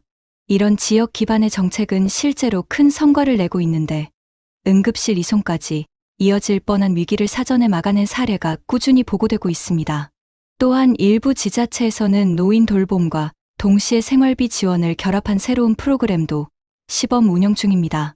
예를 들어 전라북도 일부 군 단위 지역에서는 고령층에게 매달 소액의 돌봄 수당을 지급해 돌봄 서비스 이용 시 부담을 줄여주고 있습니다. 전문가들이 강조하는 또 하나의 대안은 지역사회 기반 돌봄 네트워크입니다. 요양시설에만 의존하기보다 마을 단위에서 노인과 이웃이 함께 돌보는 구조를 강화하는 것이죠. 실제로 OECD 보고서에서도 Aging in Place, Aging in Place 정책이 노인 삶의 질을 높이는 핵심 요소라고 분석했습니다. 우리나라에서도 비슷한 흐름이 나타나고 있습니다. 최근 서울과 대전, 광주 등 대도시에서는 커뮤니티 케어 시범 사업이 추진되면서 노인이 병원이나 시설에 들어가지 않고도 지역사회 안에서 주거의료 돌봄 서비스를 통합적으로 받을 수 있도록 하는 모델을 운영하고 있습니다. 이 사업은 2025년 현재 점차 전국으로 확산되는 추세입니다. 해외의 사례도 참고할 만합니다. 일본은 이미 고령화가 우리보다 앞서 진행된 나라로 지역 포괄 케어 시스템을 통해 노인이 사는 동네 안에서 의료, 간호, 돌봄, 예방, 주거를 한 번에 연계하는 정책을 시행하고 있습니다. 덕분에 요양원 입소율이 줄어들고 집에서 여생을 보내는 비율이 늘고 있다고 합니다. 유럽 국가 중에서는 덴마크가 유명한데, 덴마크는 1980년대부터 아예 대형 요양시설 신축을 중단하고 재가 돌봄을 국가 전략으로 삼았습니다. 지금은 대부분의 노인이 집에서 간호사와 돌봄 인력을 통해 생활하고 있으며 시설 대신 서비스 하우스라는 소규모 주거 공간을 마련해 독립성과 안전을 동시에 보장하고 있습니다. 미국도 최근 메디케어 제도를 활용해 홈 헬스케어, 홈 헬스케어를 확대하고 있으며 특히 원격 의료와 스마트 기기를 접목해 혼자 사는 노인이 응급 상황에서 즉시 도움을 받을 수 있도록 기술 기반 돌봄 시스템을 발전시키고 있습니다. 이런 해외의 정책들은 우리나라가 앞으로 어떤 방향으로 나아가야 하는지 참고할 수 있는 좋은 모델이 됩니다. 여러분, 결국 중요한 건 개인의 작은 준비와 사회적 안전망이 함께 맞물려야 한다는 사실입니다.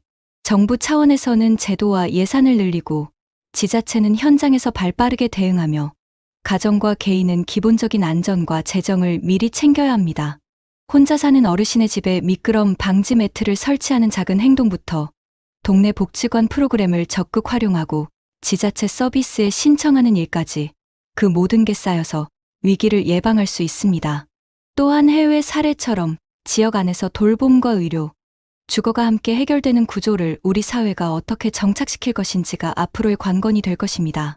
오늘 소개해드린 여러 정책과 사례들은 모두 실제로 시행되고 있는 제도와 연구에 기반한 것이며 우리에게는 이미 많은 선택지가 있다는 점을 꼭 기억해 두셨으면 합니다. 지금 이 순간부터라도 가족과 함께 논의하고 지자체 복지관이나 주민센터를 찾아가 필요한 제도를 확인하는 것, 그것이 바로 안전하고 존엄한 노후를 지키는 첫걸음이 될 것입니다. 낡은 수첩에 적힌 이름들은 모두 사라졌어도 손주가 부르는 할아버지라는 한마디는 여전히 내 삶을 적신다. 여러분, 오늘 우리가 함께 들었던 이야기는 서로 다른 길을 걸었던 두 사람의 노후였습니다. 한 사람은 오랜 세월 보험 영업을 하며 가정을 위해 모든 것을 바쳤지만 준비되지 못한 노후 속에서 나는 이제 짐인가라는 두려움에 눈물을 흘려야 했습니다. 며느리의 손에 이끌려 요양원에 간다고 믿으며 떨리는 손으로 서류에 사인하던 순간 그 마음이 얼마나 서글펐을지 우리 모두 느낄 수 있었죠. 평생을 가족을 위해 살았는데 결국 버려진 존재로 남게 된다는 생각, 그것만큼 가슴 저린 일이 또 어디 있을까요? 반대로 또 한 사람은 같은 세월을 살면서도 다른 길을 걸었습니다. 그는 다이어리에 노후 준비라는 글자를 적어가며 퇴직금 일부를 나누어 연금과 안전자산에 투자했고 자녀에게 지나치게 의지하지 않으며 스스로의 자리를 지켰습니다. 가족의 부탁에 흔들릴 때도 있었지만 그는 용기를 내어 원칙을 지켰고 결국 가족에게 부담을 주지 않는 노후를 만들었습니다. 지금 그는 아내와 함께 새벽 공원을 걷고 손자 손녀와 함께 웃으며 밥을 먹습니다. 낡은 수첩 대신 아이들의 웃음과 가족의 대화가 그의 하루를 채워주고 있습니다. 여러분, 두 사람의 삶은 어쩌면 우리 앞에 놓여 있는 두 갈림길일지도 모릅니다. 준비 없이 나이 들어 후회와 서러움 속에 눈물을 흘릴 것인지, 아니면 미리부터 작은 계획과 실천으로 존엄과 행복을 지켜낼 것인지, 선택은 결국 지금 이 순간에 우리에게 달려 있습니다.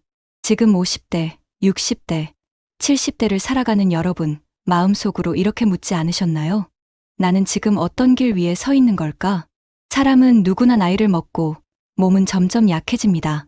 그러나 중요한 것은 나이를 막을 수 없다는 사실이 아니라 그 나이를 어떤 모습으로 맞이하느냐는 것입니다. 버려지는 존재가 될지, 사랑받고 존중받는 존재가 될지, 그 차이는 결코 크지 않은 작은 준비에서 비롯됩니다. 하루 한 장, 다이어리에 가계부를 쓰는 습관일 수도 있고, 아픈 몸을 스스로 돌보려는 운동일 수도 있고, 자녀와의 관계에서 선을 지키는 지혜일 수도 있습니다. 오늘 우리가 들은 비극적인 사연은 우리 모두가 피해야 할 길을 보여줍니다. 반대로 따뜻한 사례는 우리가 지켜야 할 길을 알려줍니다. 두 이야기는 다른 듯 보이지만 결국 같은 메시지를 전합니다. 사랑받는 노후는 저절로 오지 않는다. 지금부터 스스로 준비해야 한다. 여러분, 지금이라도 늦지 않았습니다. 부모님을 돌보는 마음으로, 또 미래의 나 자신을 돌보는 마음으로 오늘 한 걸음을 내딛어 보시길 바랍니다. 작은 변화가 모여 우리 삶 전체를 바꾸게 될 것입니다. 가장 중요한 건 혼자가 아니라는 겁니다. 가족과 함께, 이웃과 함께, 우리 사회의 제도와 정책을 함께 활용하며 나아간다면 누구나 존엄한 노후를 지킬 수 있습니다.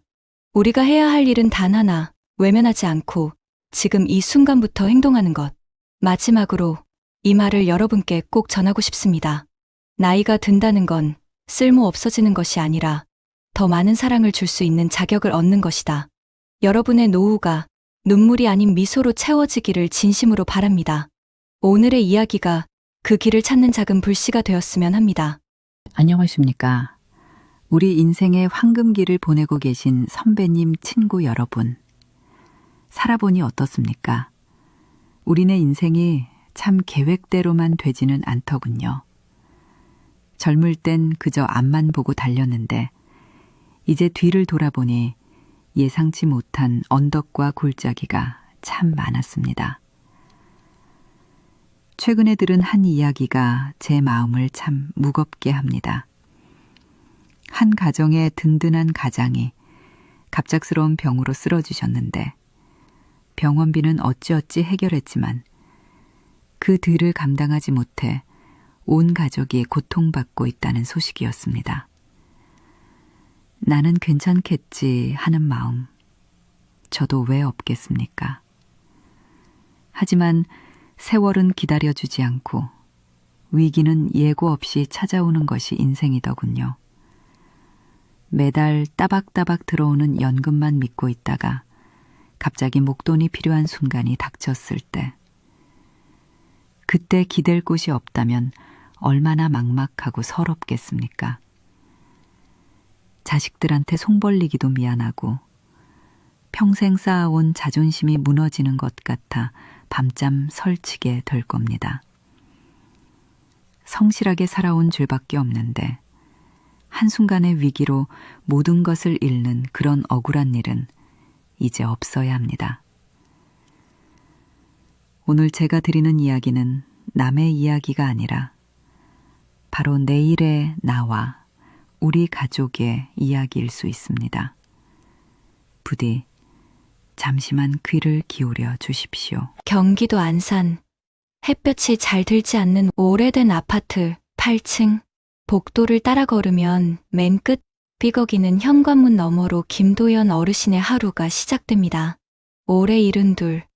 그의 아침은 언제나 손때 묻은 낡은 휴대폰을 가만히 만져보는 것으로 시작되지요. 요즘 젊은이들이 쓰는 번쩍이는 최신 휴대폰과는 비교도 할 수 없습니다.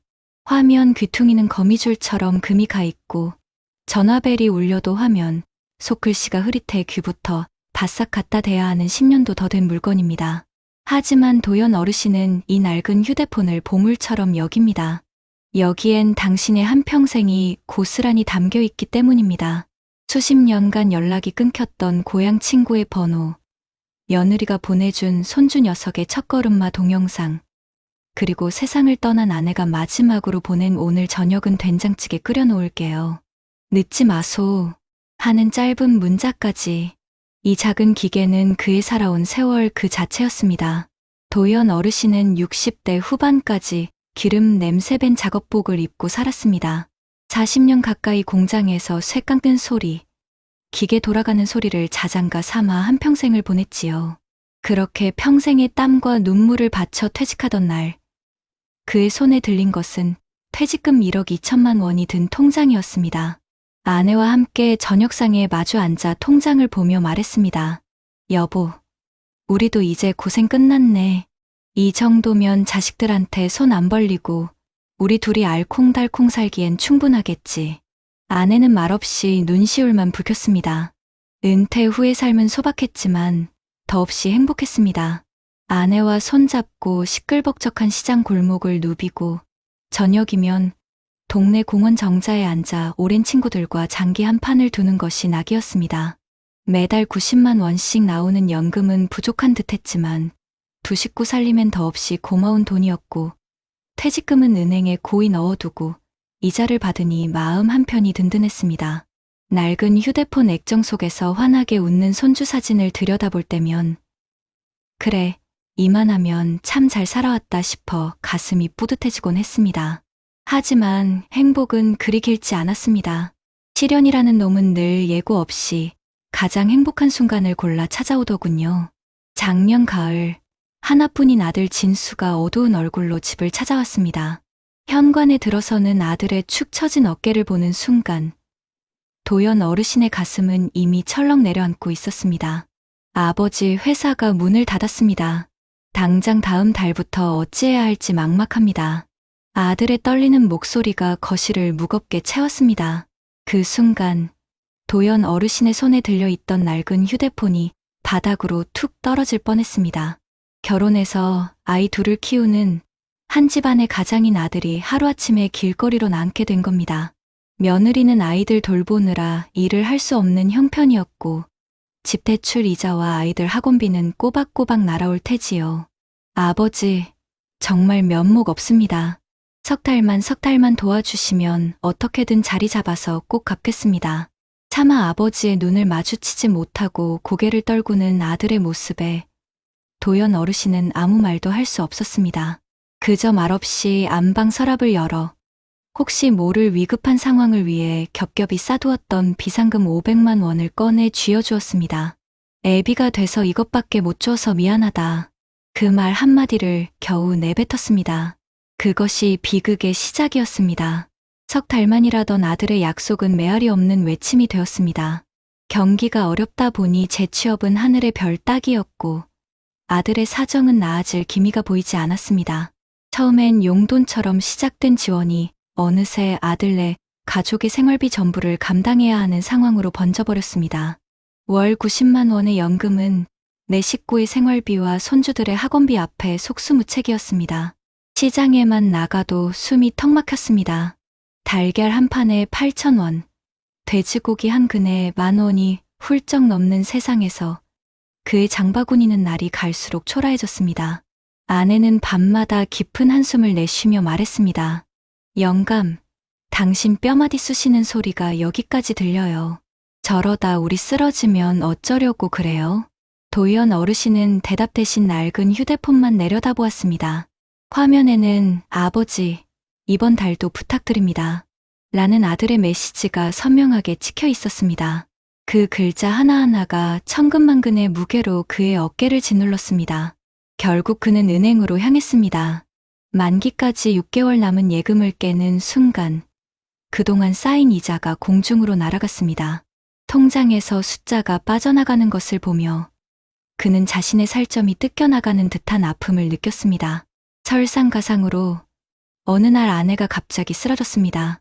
고혈압이 악화된 것입니다. 병원 복도에서 들려오는 의사의 차가운 목소리가 그의 귓전을 때렸습니다. 입원하셔야 합니다. 당분간 치료비만 매달 70만 원은 생각하셔야겠어요. 그 말을 듣는 순간 도연 어르신의 손에서 낡은 휴대폰이 시멘트 바닥으로 떨어졌습니다.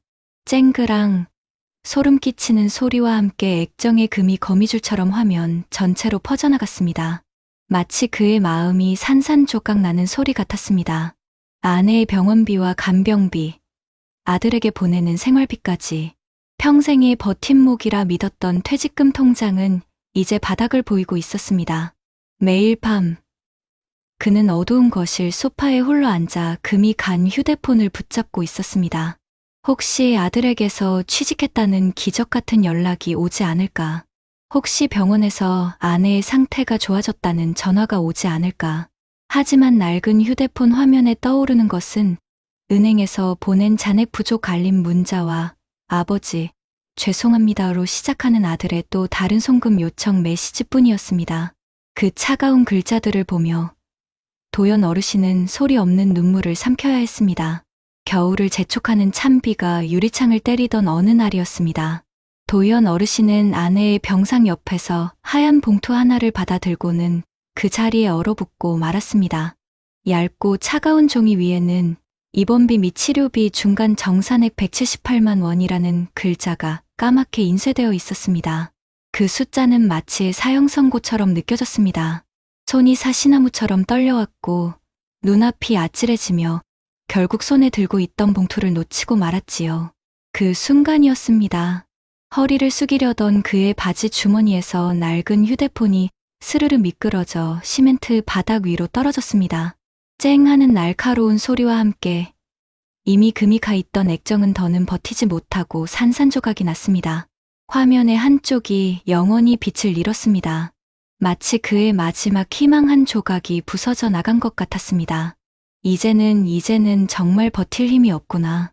그의 작은 읊조림을 들었는지 병상에 누워있던 아내가 힘겹게 미소를 지으며 남편의 손을 잡았습니다.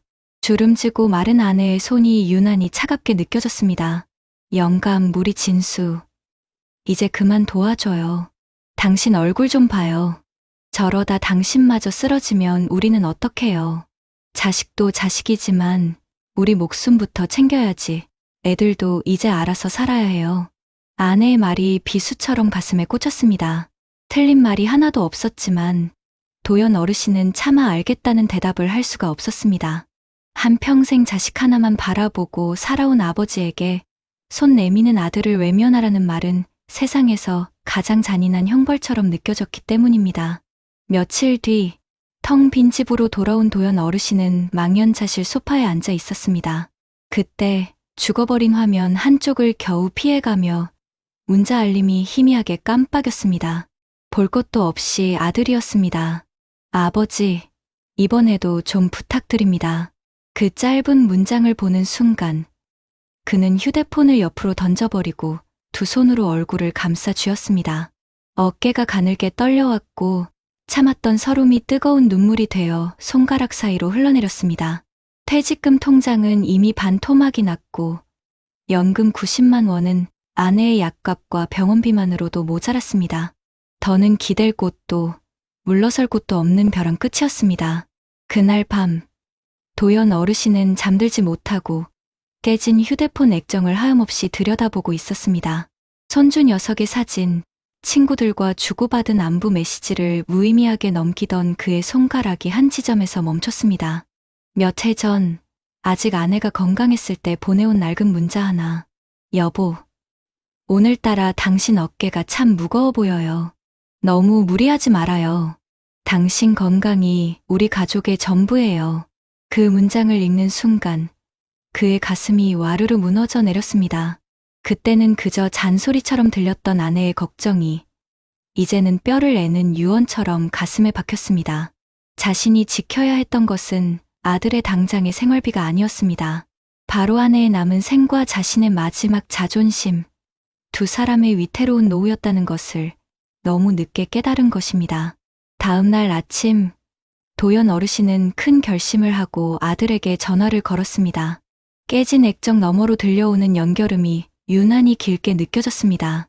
아버지, 마침 전화 잘하셨어요. 아들의 말이 채 끝나기도 전에 도연 어르신은 떨리는 목소리를 가다듬고 입을 열었습니다. 아들아, 애비가 더는 버틸 수가 없구나. 내 어미는 병원에 누워있고 내 통장은 바닥이 났다.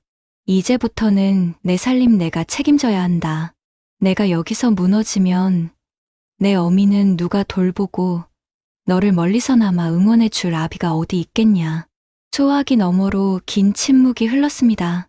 이윽고 아들의 울먹이는 목소리가 들려왔습니다. 죄송합니다. 아버지, 제가 다 잘못했습니다. 전화를 끊은 뒤 도연 어르신은 한참 동안이나 낡은 휴대폰을 손에 쥐고 있었습니다. 여전히 깨진 화면이었지만 이상하게도 평생을 짓누르던 무거운 짐 하나가 스르르 내려가는 듯했습니다. 김도연 어르신의 이야기가 어머님, 아버님, 혹시 남의 일처럼 들리십니까? 이것은 어느 특별한 사람의 이야기가 아닙니다. 지금 이 순간에도 대한민국 수많은 부모님들이 자식 걱정에 밤잠을 설치고 예고 없이 찾아온 병마 앞에서 속절없이 무너지고 있습니다. 2025년 통계에 따르면 이 땅에 부모님 14은 여전히 성인 자녀를 경제적으로 돕고 있으며 그 때문에 자신의 노후 자금이 말라가는 고통을 겪고 있다고 합니다. 70대 이상 어르신의 한 해 평균 의료비는 500만 원을 넘어섰습니다. 매달 받는 연금만으로는 감당하기 벅찬 너무나 무서운 현실입니다. 도연 어르신의 깨진 휴대폰은 바로 우리 모두의 위태로운 노후를 비추는 거울입니다. 그 안에는 우리네 살아온 세월과 가족을 향한 사랑이 담겨 있지만 그저 들여다보고만 있다고 해서 금이 간 액정이 저절로 붙지는 않습니다. 위기는 내일 들어올 연금을 기다려주지 않습니다. 위기의 순간에 필요한 것은 오늘 당장 꺼내 쓸 수 있는 현금입니다. 어머님, 아버님, 지금 당장 자식이나 사랑하는 배우자가 아프다 하면 망설임 없이 꺼내줄 수 있는 돈이 얼마나 있으십니까? 300만 원입니까? 아니면 1000만 원입니까? 그 숫자가 바로 우리네 인생의 마지막 자존심을 지켜줄 최후의 보루일지도 모릅니다. 이제는 누군가에게 기대는 삶이 아니라 우리 스스로를 지킬 최소한의 안전망을 준비해야 할 때입니다. 여러분 어떠시나요? 위의 사례는 정말 비참하고 서글픈 인생 아닌가요? 하지만 지금부터 소개해드리는 사례는 정반대의 선택으로 행복한 노후를 보내고 있는 분을 소개해드리겠습니다. 경기도 수원의 한 조용한 주택가. 올해 71, 정태식 어르신은 매일 아침 7시가 되면 낡은 자전거에 올라 근처 공원을 한 바퀴 도는 것으로 하루를 시작합니다. 자전거 바구니에는 늘 작은 손풍기와 물병이 들어 있습니다. 흰 머리가 성성해졌지만 얼굴엔 늘 잔잔한 미소가 번져 있습니다. 정태식 어르신은 60세까지 대기업 부품회사의 생산기술팀 부장으로 일했습니다. 공장에서 설비를 관리하고 사람들을 이끌던 그는 늘 묵묵하고 성실한 사람이었습니다. 정년퇴직하던 날 회사에서 받은 퇴직금은 1억 8천만 원. 그 돈을 손에 쥐었을 때 누구라도 느낄 수 있는 달콤한 유혹이 있었습니다. 이 돈으로 가게를 차리면 더 벌 수 있지 않을까? 혹은 아파트 하나 사두면 가격이 오르지 않을까? 주위 친구들은 하나같이 말했습니다. 퇴직금은 굴려야 돼. 가만히 두면 물가만 못 따라가. 하지만 태식 어르신은 달랐습니다. 그는 손에 쥔 통장을 보며 아내에게 말했습니다. 여보, 난 모르는 건 안 건드릴래. 우리 둘이 편히 살 수 있는 길을 찾자. 그의 아내는 고개를 끄덕이며 말했습니다. 그래요. 여태 일만 했잖아요. 이제는 지켜가는 게 제일 중요해요. 하지만 그렇게 굳은 결심을 했던 태식 어르신도 마음이 흔들린 순간이 있었습니다. 2022년 주변에서는 코인과 주식 이야기로 떠들썩했습니다. 친구 한 명은 3천만 원 넣었는데 2달 만에 2배가 됐다며 자랑했고, 다른 이는 상가 하나 분양받으면 월세가 꼬박꼬박 들어온다며 계약서를 흔들었습니다. 그럴 때마다 태식 어르신은 집안 서랍 속 두꺼운 노트를 꺼내 보았습니다. 노트 속 첫 장에는 이렇게 적혀 있었습니다. 돈은 지키는 게 버는 것보다 어렵다. 그는 은퇴를 앞두고 수년 동안 노후 재무 설계 강좌를 다니며 적어둔 메모를 늘 곱씹었습니다. 그럼에도 불구하고 갈등은 찾아왔습니다. 아들이 직장에서 구조조정을 당했을 때였습니다. 아버지, 잠깐만 도와주시면 곧 정리할 수 있을 것 같습니다. 아들의 간곡한 부탁에 가슴이 무너져 내렸습니다. 하지만 태식 어르신은 단호하게 원칙을 세웠습니다. 아비가 도와줄 수 있는 건 조언이지 돈이 아니다. 내 살림은 내가 책임져야 한다. 처음엔 아들의 표정이 굳었지만 시간이 지나며 아들도 그 말의 무게를 이해하게 됐습니다. 노후는 언제나 예기치 않은 순간에 균열을 드러냅니다. 2023년 겨울 집 보일러가 갑자기 멈췄습니다. 수리기사는 교체해야 한다며 120만 원이라는 금액을 내밀었습니다. 순간 당황스러웠지만 그는 준비해둔 비상금 통장을 열었습니다. 그래, 이런 날을 위해 모아둔 거지. 망설임 없이 현금을 꺼내 들었고 그날 저녁 따뜻한 온기가 집안을 다시 채웠습니다. 또 한 번의 위기는 아내의 갑작스러운 허리 디스크 수술이었습니다. 수술비와 입원비, 재활치료비까지 합치면 수백만 원이 훌쩍 넘는 돈이 필요했습니다. 주변에선 보험으로 다 되는 거 아니냐고 물었지만 실제로는 그렇지 않았습니다. 보험금으로 충당되지 않는 비용이 계속 쌓였습니다. 하지만 태식 어르신은 당황하지 않았습니다. 퇴직 후 매달 20만 원씩 별도의 의료 비상금 계좌에 꾸준히 넣어둔 덕분이었습니다. 그 돈이 모여 1,000만 원 가까운 안전망이 생겨 있었고 아내의 치료비는 거기서 해결할 수 있었습니다. 아내는 병실에서 눈시울을 붉히며 말했습니다. 당신 덕분에 이렇게 편히 치료받네요. 정말 고마워요. 태식 어르신은 미소를 지으며 답했습니다. 내가 지켜야 할 건 돈이 아니라 바로 당신이니까. 많은 부모들이 자녀의 어려움 앞에서 결국 노후 자금을 쏟아붓곤 합니다. 하지만 태식 어르신은 다른 길을 선택했습니다. 아들이 힘들 때는 밥상을 차려 함께 먹고 며느리가 지칠 때는 손주를 봐주며 시간을 나누었습니다. 돈 대신 시간을 주고 조언을 나누며 관계를 지켜냈습니다. 덕분에 자녀들과의 관계는 멀어지지 않았습니다. 오히려 아들은 나중에 새 일자리를 얻은 뒤 고맙다며 용돈을 건네려 했지만 태식 어르신은 웃으며 말했습니다. 아버지는 내가 다시 일어선 것만으로 충분하다. 2024년 여름 갑작스러운 소식이 들려왔습니다. 정태식 어르신의 오랜 친구이자 함께 공장에서 일했던 동료 박만수 씨가 뇌경색으로 쓰러진 것이었습니다. 병원비와 간병비에 허덕이던 만수 씨 가족은 결국 노후 자금을 다 써버렸고 아들은 해외에서 연락조차 닿지 않는 상황이라 했습니다. 병실에서 만수 씨 아내가 흐느끼며 말했습니다. 태식 씨, 당신은 참 현명했어. 우리는 왜 그때 그렇게 무모했을까? 그 말을 들으며 태식 어르신은 깊은 충격을 받았습니다.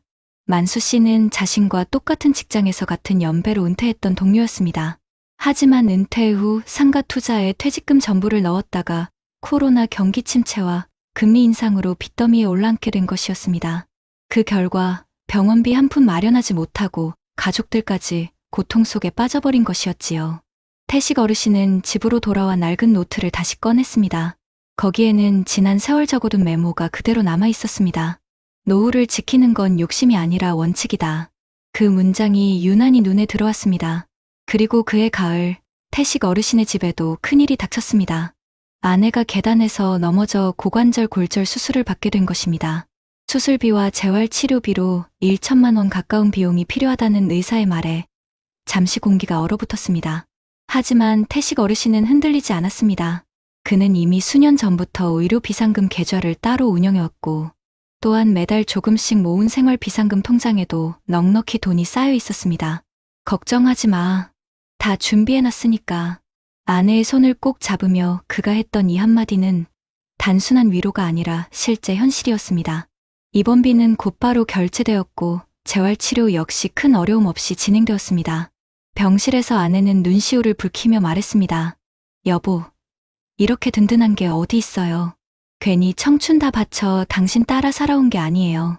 태식 어르신은 웃으며 대답했습니다. 우린 돈이 많진 않지만 쓸 땐 쓸 수 있는 힘이 있잖아. 그게 우리가 준비한 보람이지. 여러분, 정태식 어르신의 이야기는 남의 이야기가 아닙니다. 같은 세월을 살아온 친구는 병원비조차 감당하지 못해 무너졌지만 태식 어르신은 작은 원칙 하나, 준비된 비상금 덕분에 위기를 헤쳐나가고 있습니다. 2025년 현재 통계청 조사에 따르면 65세 이상 노인의 40% 이상이 여전히 성인 자녀를 지원하고 있으며 보건복지부 발표에 따르면 70대 이상 고령자의 연평균 의료비는 500만 원을 넘어섰습니다. 이 현실 속에서 노후를 지켜주는 건 투자 계좌에 찍힌 숫자가 아니라 오늘 당장 꺼낼 수 있는 현금입니다. 태식 어르신의 집 장롱 속에는 아직도 낡은 노트가 있습니다. 첫 장에 적힌 글귀는 변함이 없습니다. 돈은 모르는데 쓰지 말고 꼭 필요한 날을 위해 지켜라. 그는 여전히 매달 작은 금액을 비상금 통장에 넣습니다. 10만 원, 20만 원. 누군가에겐 하찮아 보일 수 있는 돈이지만 그에게는 위기 앞에서 당당히 웃을 수 있는 버팀목입니다. 여러분은 지금 어떠신가요? 혹시 아직도 나는 괜찮겠지 하며 안일하게 생각하고 있진 않으신가요? 연금만 믿고 있다가 갑자기 목돈이 필요할 때 기댈 곳이 없다면 얼마나 막막하고 서러울까요? 정태식 어르신의 이야기는 우리에게 분명하게 말합니다. 욕심을 버리고 원칙을 지킨 사람만이 노후를 지켜낼 수 있다. 여러분, 지금 말씀드린 사례가 결코 남의 이야기가 아니라는 사실, 통계가 이미 보여주고 있습니다. 통계청이 2024년에 발표한 가계금융복지조사에 따르면 65세 이상 고령 가구의 월 평균 소득은 약 270만 원 수준인데 이 중에서 국민연금과 기초연금 같은 이전 소득이 차지하는 비중이 절반이 넘습니다. 그런데 문제는 지출입니다. 한국보건사회연구원이 2023년에 발표한 노후생활 실태 보고서에 따르면 같은 연령대 가구의 월 평균 소비 지출은 약 260만 원으로 나타났습니다. 즉 수입과 지출이 거의 맞물려 돌고 있는 구조라서 한 번에 큰 지출만 발생해도 가계가 곧장 흔들릴 수밖에 없는 현실입니다. 이 통계는 단순한 숫자가 아니라 우리가 흔히 듣는 연금만으로 살 수 있다는 말이 얼마나 불안정한 전제 위에 놓여 있는지를 그대로 보여주는 것이죠. 특히 의료비와 주거비는 노후 재정을 잠식하는 가장 큰 요인으로 꼽힙니다. 국민건강보험공단이 발표한 2023 고령층 진료비 통계를 보면 70세 이상 노인의 1인당 연간 진료비는 약 580만 원에 달합니다. 이는 전체 인구 평균의 거의 3배에 해당하는 수준입니다. 게다가 단순히 병원 진료비에만 그치지 않습니다. 간병비, 재활치료비, 약값까지 합치면 실제 가정에서 체감하는 비용은 훨씬 더 크죠. 한국보건의료연구원의 2022년 보고서에서는 뇌졸중 환자의 경우 발병 후 첫 해에 가구당 평균 1,700만 원 이상의 직접 간접 비용이 들어간다고 발표했습니다. 한 번의 질병이 평생 모아둔 자금을 단숨에 무너뜨릴 수 있다는 사실이 연구로도 확인된 셈입니다. 주거비 또한 만만치 않습니다. 국토교통부가 2024년 초 발표한 전국 전세 동향 보고서에 따르면 최근 10년간 서울 수도권 전세 보증금은 평균 2배 이상 올랐습니다. 실제로 은퇴한 고령층의 약 30%는 여전히 전세나 월세로 살고 있는데 전세 계약 갱신 시 수천만 원이 추가로 필요해지는 경우가 흔합니다. 한국도시연구소의 2023년 연구에서는 고령층의 주거 불안정이 심리적 건강에도 직접적인 악영향을 끼친다고 밝혔습니다. 실제로 평생 살던 동네를 떠나야 했다고 응답한 노인들의 우울증 발병률이 그렇지 않은 집단보다 2배 이상 높다는 조사 결과가 있었습니다.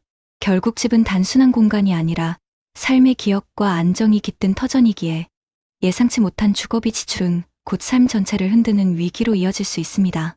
이제 해외 자료도 잠깐 살펴보겠습니다.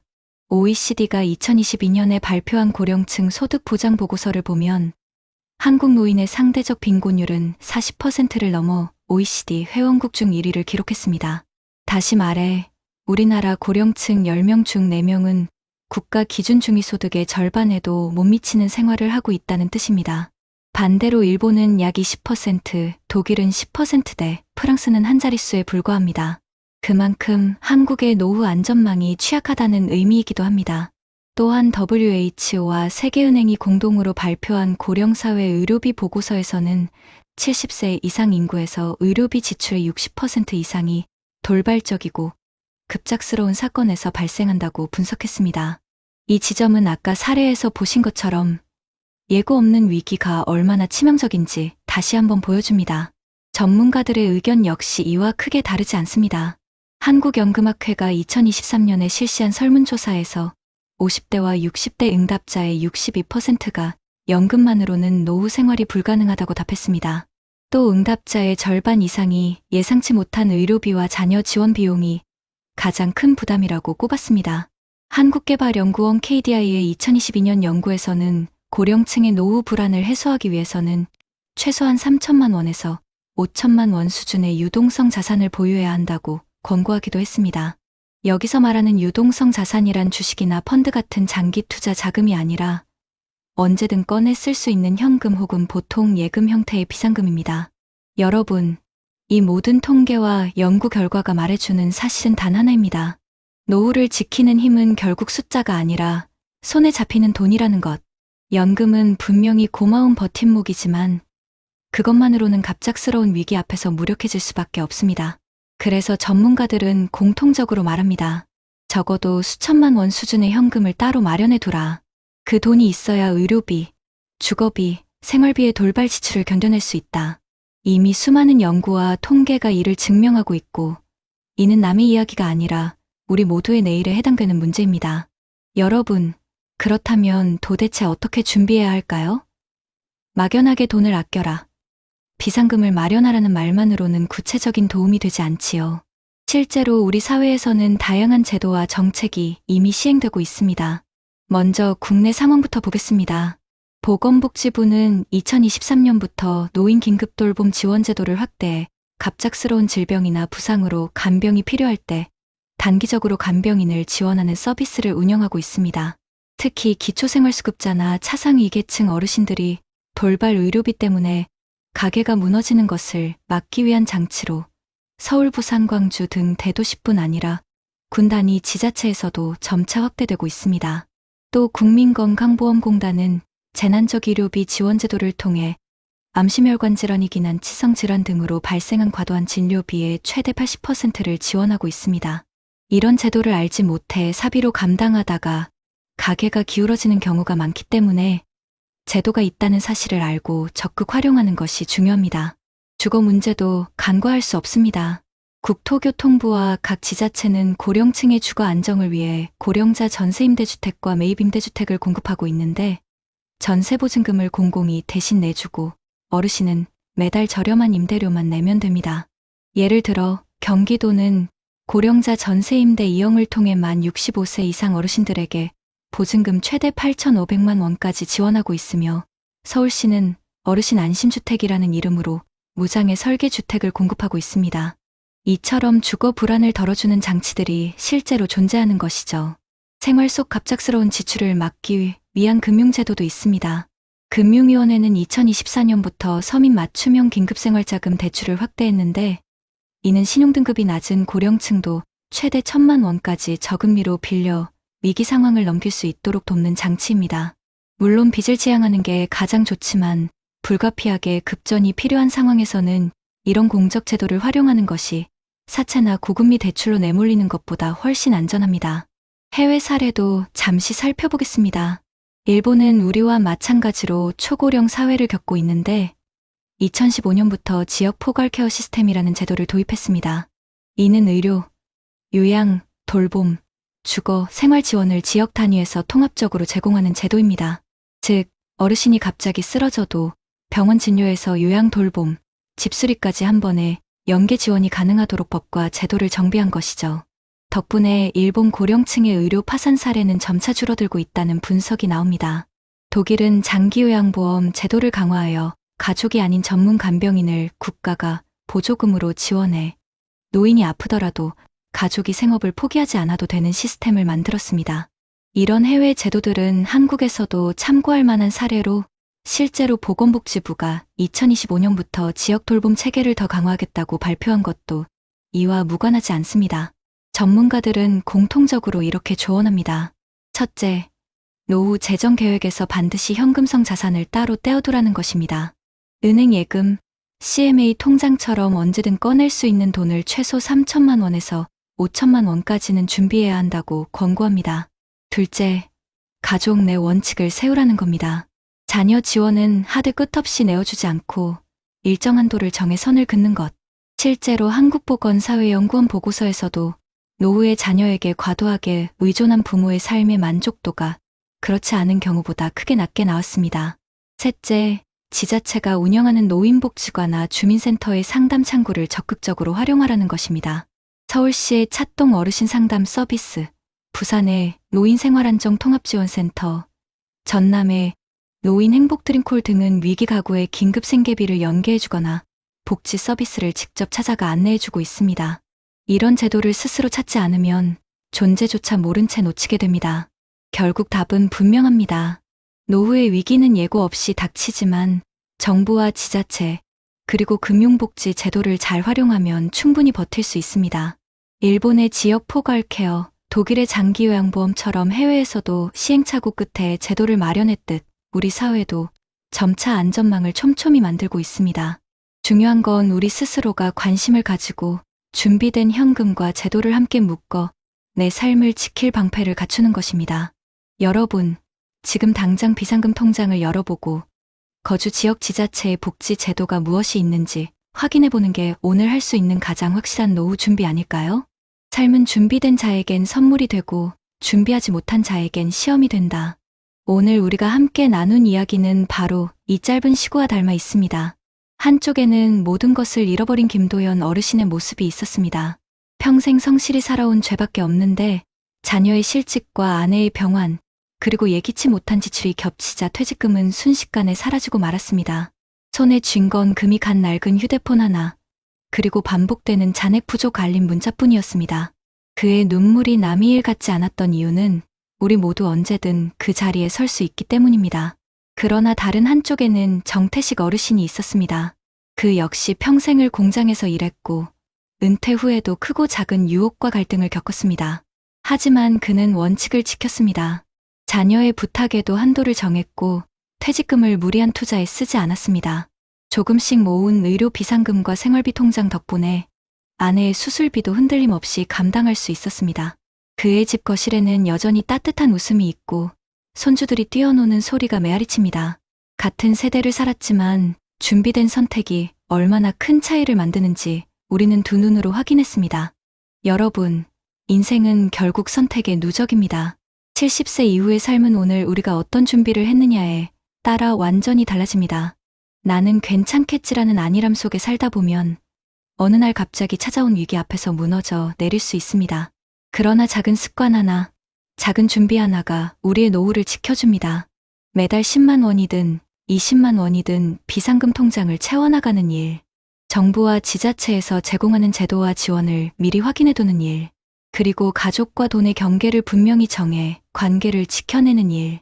이 모든 것이 모여 우리의 노후를 든든하게 합니다. 혹시 지금 화면 앞에서 눈시울이 붉어지는 분이 계십니까? 그건 결코 부끄러운 일이 아닙니다. 그 감정은 바로 여러분이 이 이야기를 남의 일로 듣지 않고 내 이야기로 받아들였다는 증거입니다. 그리고 그 마음이야말로 새로운 출발의 첫걸음입니다. 김도연 어르신처럼 낡은 휴대폰만 쥐고 눈물 짓는 노후가 될지, 아니면 정태식 어르신처럼 준비된 통장 덕분에 웃음을 지킬 수 있을지는 지금 이 순간에 우리의 선택에 달려 있습니다. 사랑하는 가족에게 당당한 가장으로, 든든한 어머니 아버지로 남기 위해서라도 이제는 내일이 아니라 오늘을 준비해야 합니다. 여러분, 비상금은 단순한 돈이 아니라 가족의 삶과 존엄을 지켜주는 마지막 방패입니다. 오늘 이야기가 여러분의 가슴에 작은 울림이 되길 바랍니다. 눈물로 끝나는 노후가 아니라 미소로 이어지는 노후를 선택하는 것. 그것이 우리가 지금부터 할 수 있는 가장 값진 준비입니다. 그러니 부디 지금 이 순간부터 시작해 보십시오. 그 준비가 여러분의 내일을, 그리고 우리 모두의 노후를 바꾸어 놓을 것입니다.